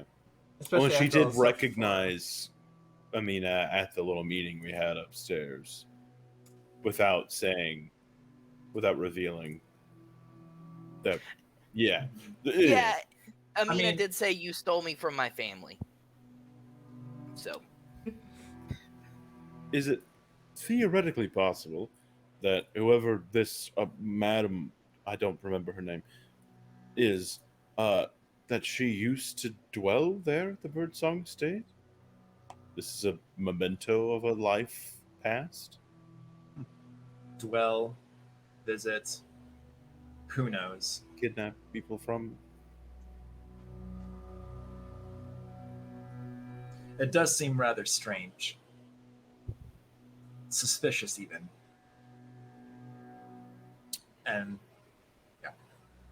I wind it up and let Malachi chase it around the room. Classic. I think Sludig's gonna hit the hay. What did the hay do to you? Get zapped. Get zapped. Zap the hay.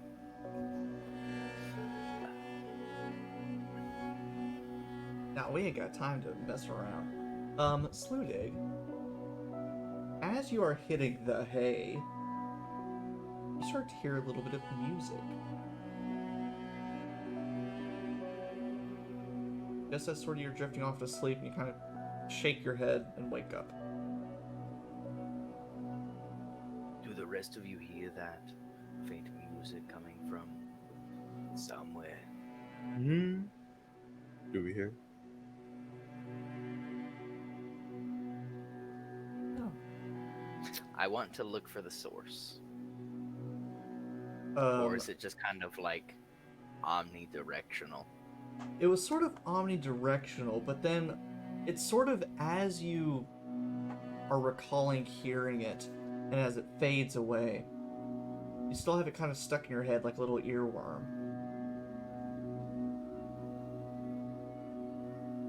You start thinking, like, where do I know that from? And you start, like, looking around and trying to pat around, and you find that little songbook, a handwritten songbook you found at the Songbird Estate.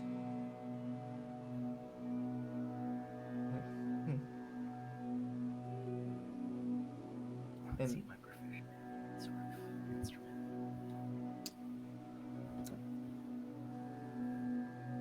No. Is anyone an Outlander by chance? Oh, I am an Outlander. So you're supposed to have an instrument for her proficiency. I do have one blank. Sludig does a lot of walking around. He's not much of a equipment person. He's gonna be a talented whistler.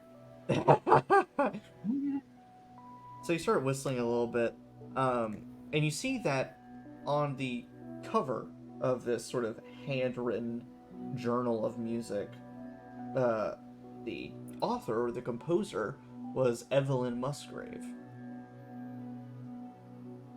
The name doesn't ring any bells, but that was the only name you found of import at the estate. I'm gonna look through the books and everything, see if I can find Evelyn Musgrave. Sitting by her bookshelf on the desk. Make an investigation check. Dirty 20 again.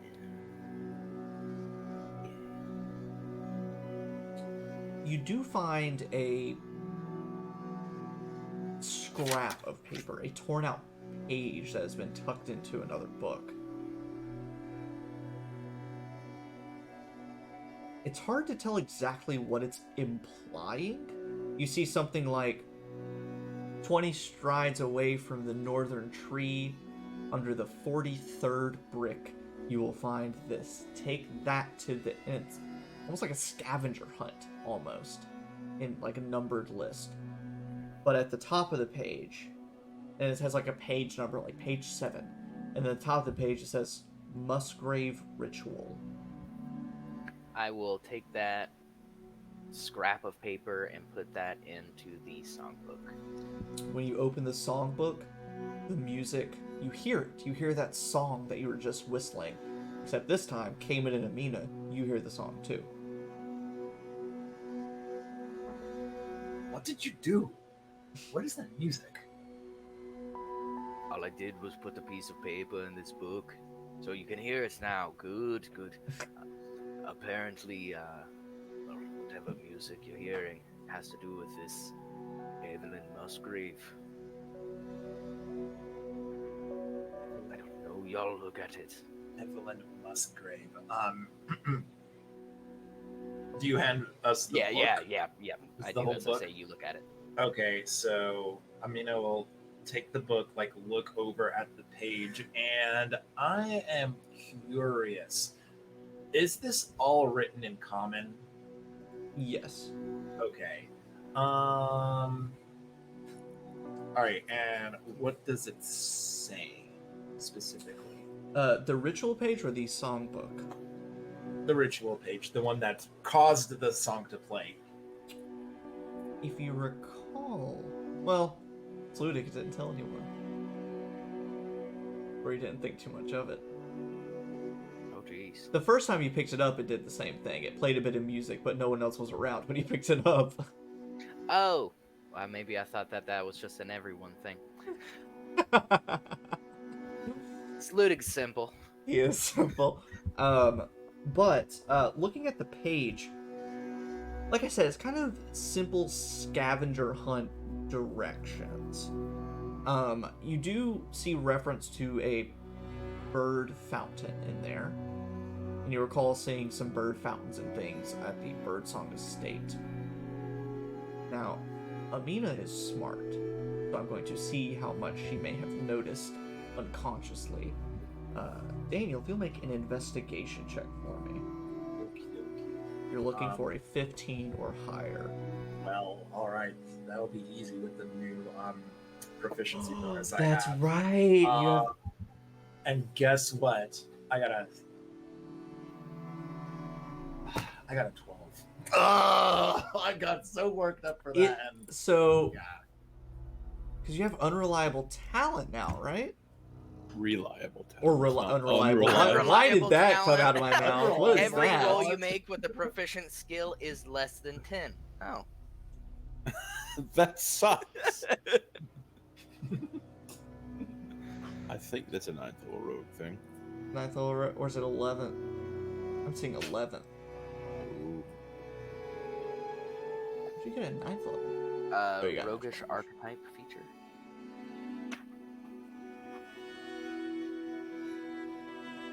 Oh yeah, so you don't Magical have that ambush. quite yet, I don't think. Okay. So I will keep that bit of information to myself. Ooh, okay. Kamin could have a stroke of luck.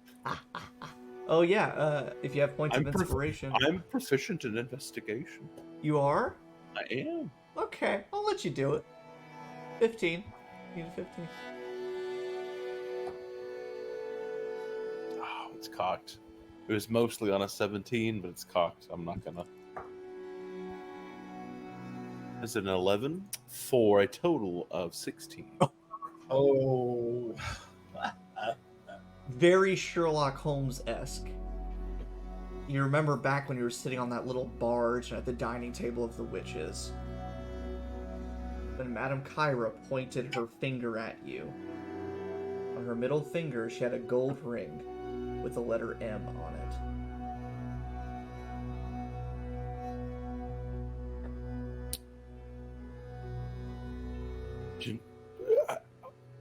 I think we've found our composer. Did you notice the ring that the madam wore on her finger? Oh. What Embossed with an M across the front. The only ring I was paying attention to was Elia's wedding band. Oh! Ah! We get it. Okay, be quiet. Looks kindly at my gifts. Ah! You guys don't care about me. Flips over a hand that has brass knuckles on it. Drinks a potion.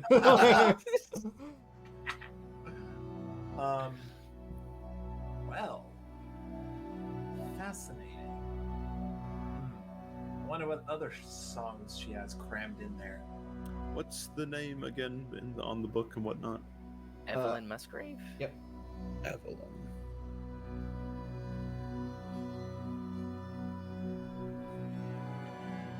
Who? So I want to take a second to like memorize, I guess, whatever song that came into my head so that I can whistle it the next time I see her. The little earworm. Gotcha.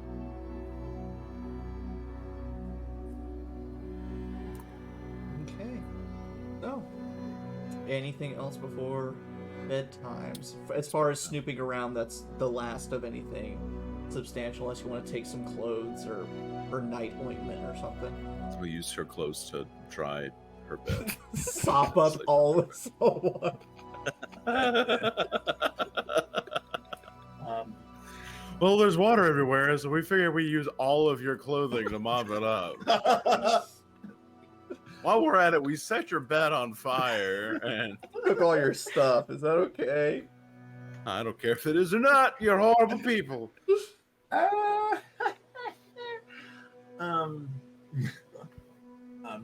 No, Amina is just gonna kind of get to a stopping point in her crossbow, and actually, I'm changing my mind about this. She is going to try to sleep.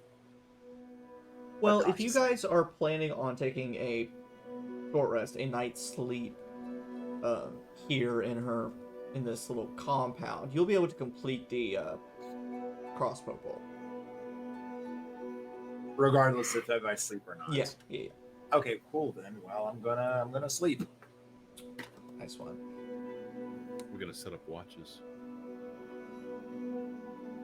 So I would like to. Eventually, one of the bog witches will ask you if you intend on staying the night. If so, you'll be moved to somewhere that's more suitable. Oh yeah. Seems as though we will be. I'm sorry, we had a small accident. They open the door, water pours. As you can see, I've been drinking way too much on the way here. Ooh. And by the way, I took that book. It's coming with Okay. me. Useful. The whole of the sea. They magic away the salt water, of course. But they give you an option. They can either clear out some cells with you, or make some beds for you in their open sleeping area. So either you have the option of sleeping in cells nearby moaning, dying cultists and deep ones, or next to bog witches. And I like Can that we this sleep is a in her choice. bed?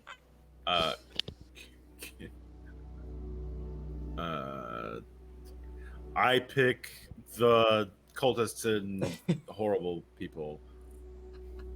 I trust feel so them it's more than I safer. do the bog witches. I know that the cultist people will kill me. I don't know what the bog witches will do with me. That's true. Oh man. Oh, it was in the most recent Yep, the ending of Critical Role. Yeah. They were trying to decide between the morally ambiguous wizard or the evil wizard, the and evil they made a wizard. very good argument for, like, side with the evil wizard. You know they'll betray you. Like, you know what they'll do. Yeah. You don't know what the morally ambiguous And then he person did will it do. anyway. Yeah. All right. Fair enough. Fair enough. We'll go with the cell. Fair I'm enough. more confident I can kill them than the witches. Well, I would hope so. The witches already did 3/4 of the job. Exactly. So you're led back down to the dungeon level. Some cell space is made for you all, of course, provided all sorts of extra blankets and bedding and pillows and everything else. Of course, yes, Daniel. Okay, I want to do something specific, but I want to wait until all of the witches that have let us down here are completely Okay. gone. Yep, you can do that. So, Yes. The next thing would just be you guys getting ready for sleep, so do what you need. okay, as soon as the witches that lead us down here are completely out of sight and gone, and like Amina's confident they're out of earshot, she's going to take her thieves' tools and find if there is a lock on this door, completely bust that thing to bits so it's absolutely unusable. Like, it has to stay unlocked. You know, I was gonna have you roll for something, but I started thinking about it in a more practical way, and I'm like, you know, I'm a saxophone player, and if someone was like, break this saxophone, I'd know how to do it and like make it unplayable. So I imagine you could do the same with the lock very easily. You're like, Yeah. oh, make this lock unusable, just pop that spring out, move that screw, and you're good. Like, it's done. What's she talking about? Unuseful dagger that has a chip in the blade. I'm just gonna jam it in there and snap it. Yeah. So pretty quickly and very easily, you're able to make this lock virtually unusable, and effectively like kind of lock yourselves in there, but effectively also kind of keep you safe from stuff. Rad. But watch order. I assume we still want one here. I'll go first. I'll be last. Fair enough. All right. So here's how we're gonna do this. This is about to be a thing. Who was first? Kamin. I need you to roll a d20 for me. 6. Okay. Who was second? Sludig, roll a d20 for me. 10. Awesome. Amina, roll a d20 for me. I got a 4. Okay. And we're dead. Back to the opposite. Tonight there was no breach on the rift. However, sleeping is still a challenge with moaning cultists and growling deep ones and things of that nature. So unless you get creative and have something spell-wise or ability-wise to help you just stay asleep or block out the sound, I'll need you to make a save for the sleep stuff. Just kill all of them. Oh, wait. Oh my god, I might actually be able to do this time and it worked. I mean, has Okay. tried sleep so many times. It finally works. Okay, they are... How far away is everybody? Close enough. Okay, I'm casting sleep. So, you know, it's Kamin, you're like half an hour into your watch. You're listening to the groaning of these guys, and you're like, man, that's really annoying. And then, Amina, what is it like when you get up from your sleep, like your bed, and all these asleep? She's just like, she's so disgruntled. Like, she can, like, this is basically the only thing she would do to shut them up other than, like going in there and be like, yo, shut up! Or, like, just throw the dagger right at them.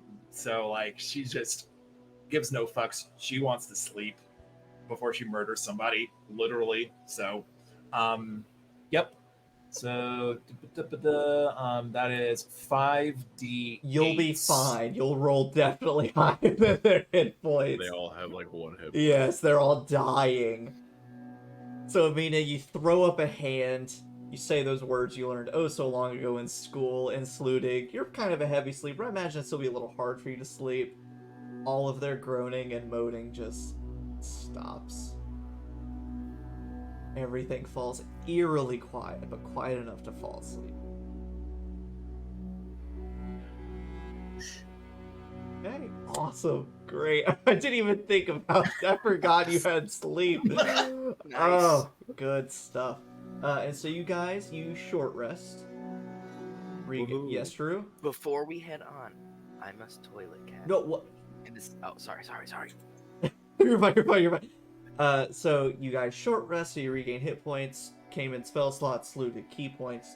I will send you some more specific information about the things you just found. And then the next day, you can wake up, eat your meal, and then get ready to delve down into this rift of these cultists. And that's where we'll stop for this week. And then we'll pick up next week on this sort of pseudo dungeon crawl. In a way. It's terrifying. Oh yeah, it definitely will be terrifying and it will not yeah. be fun, I guarantee it. I can't wait to not have fun. I can't wait to expropriate all of your joy and fun in this next session. I think I'm on like 5 or 6. I need to get in a few more times.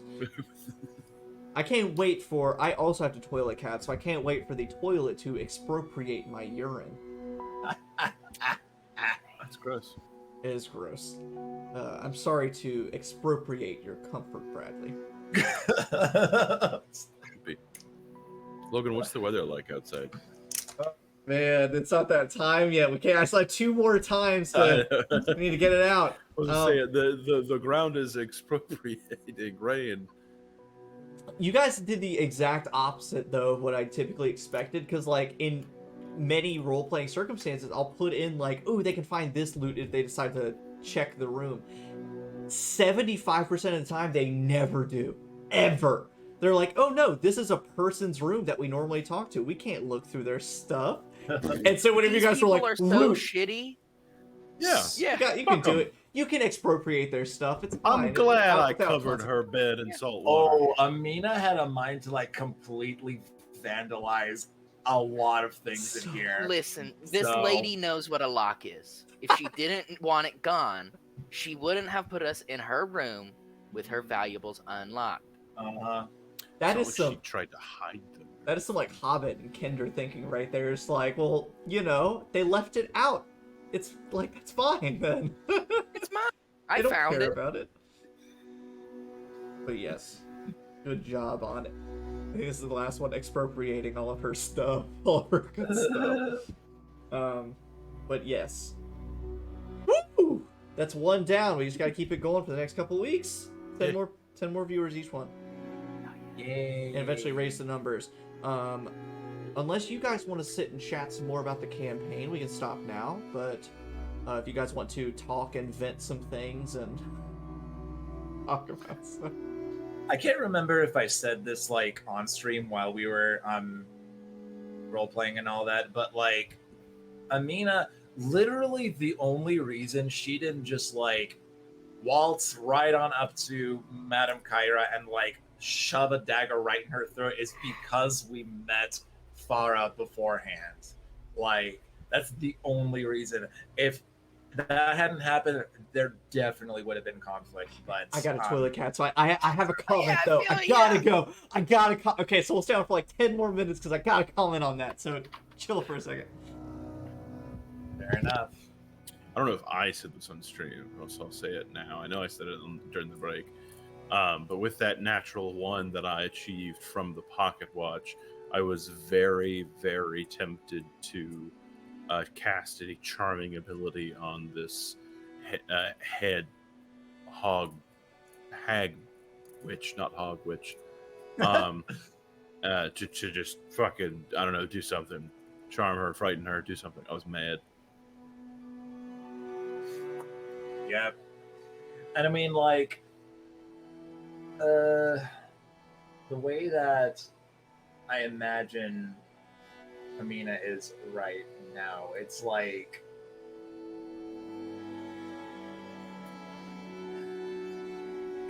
she's still mad. She's still really pissed off, and the more that we go into their lair, like she's even getting more and more pissed off. But she's waiting for the moment to just go all. Oh God, what's that movie?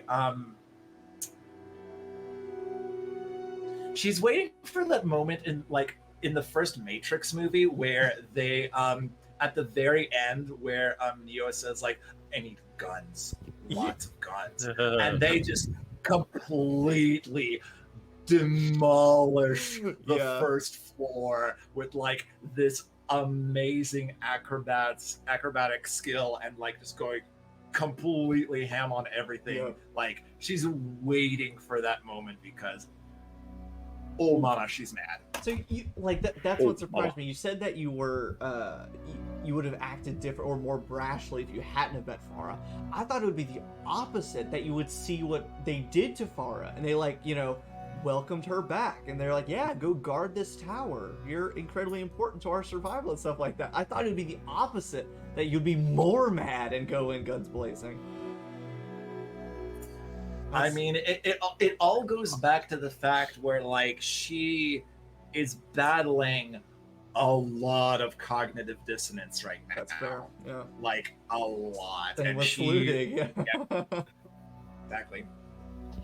Do I deal with the very real evil, or do I succumb to my mortal emotions and look into the eyes of my dead lover and realize I don't want to kill her by killing the things that created her? Well, you may get that decision very quickly when she figures out we took all her shit. That is all on my person. You're wearing the knuckle. Sorry. What? It wasn't me. All of her I just socks fell are soaked asleep. through with water. I just fell asleep and all of these things were on me. I don't know what happened. It's your room. It's weird. Oh man. Yeah, I think I may have said this before we started streaming, but like literally all my cards say what the bog witches know about Blank. And my most recent one was what the bog witches know, curses. And Oh. yeah. It's because I knew Kamin and Amina would have questions. And I thought, I was like, you know, I don't want to make an NPC that can just like fix their problems immediately. So- That and it's like stereotypical swamp witch. There's gonna be a price. Yeah, it's a trade-off. And I think in my mind, what makes that trade-off so much more like believable is because it's the Gloam, and people are trying to survive around every corner. And so it's not just like these bog witches like making deals. It's also people in town being like, "Hey, I'll trade you this for that." Like, 'cause I'm trying to survive through the night. And so it's very like, oh god, it's all connected. And I love it. And you know, theoretically, we only have 4 sessions left, according to the original plan. But that's probably not sticking for exactly 4 more. But it might start because you guys are closing in. Snowballing. Yeah. You're closing in. But it is late. It is getting Very late. tired. Tease. Happy weekend, happy Friday, everybody. Congratulations on making it that far. Yay. Thank you but- everyone for watching. Yes, thank you. Yes. Oh man, so many new people, so many people chiming in.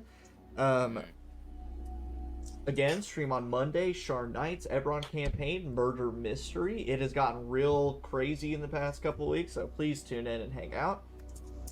We've also had some very nice growing sessions of people discovering their identity and things like that. It's been very nice and quaint. So tune in for those. Of course, I think this is the last one. I can't expropriate all of my players' time, so I won't linger for too long. There's number 10, I think. But we'll keep doing this fun little game in future sessions with whatever the stupid word of the day is. Thanks, Merriam-Webster. And then, of course, in 2 weeks, we should be back here. I think that's the 2 I was gonna weeks say 9th, August 7th? 7th. is the 6th. 6th. My first week in Minnesota. So we'll talk. Theoretically, we should be back here in 2 weeks. But, of course, with people moving and things happening, might have to adjust a little bit. But that's totally okay. It's that time of year. Summer, end of summer is always a weird time, same as beginning of summer. So, but you can find that information on my social media, on my Twitch channel, and on each stream. So keep tuning in and come chat with us. So thank you everyone for tuning in. Thank you to my lovely players for sticking it out and putting up with all this bullshit. All this fun stuff. But I hope to see. I am having fun. I'm having a blast. I love Just that hold Drew it. said that like, well, I actually am. I don't know about these guys.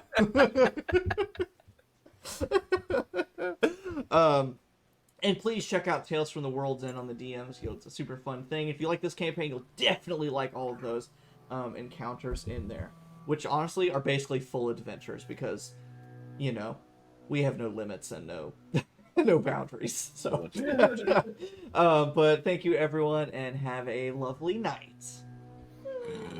Bye. Bye.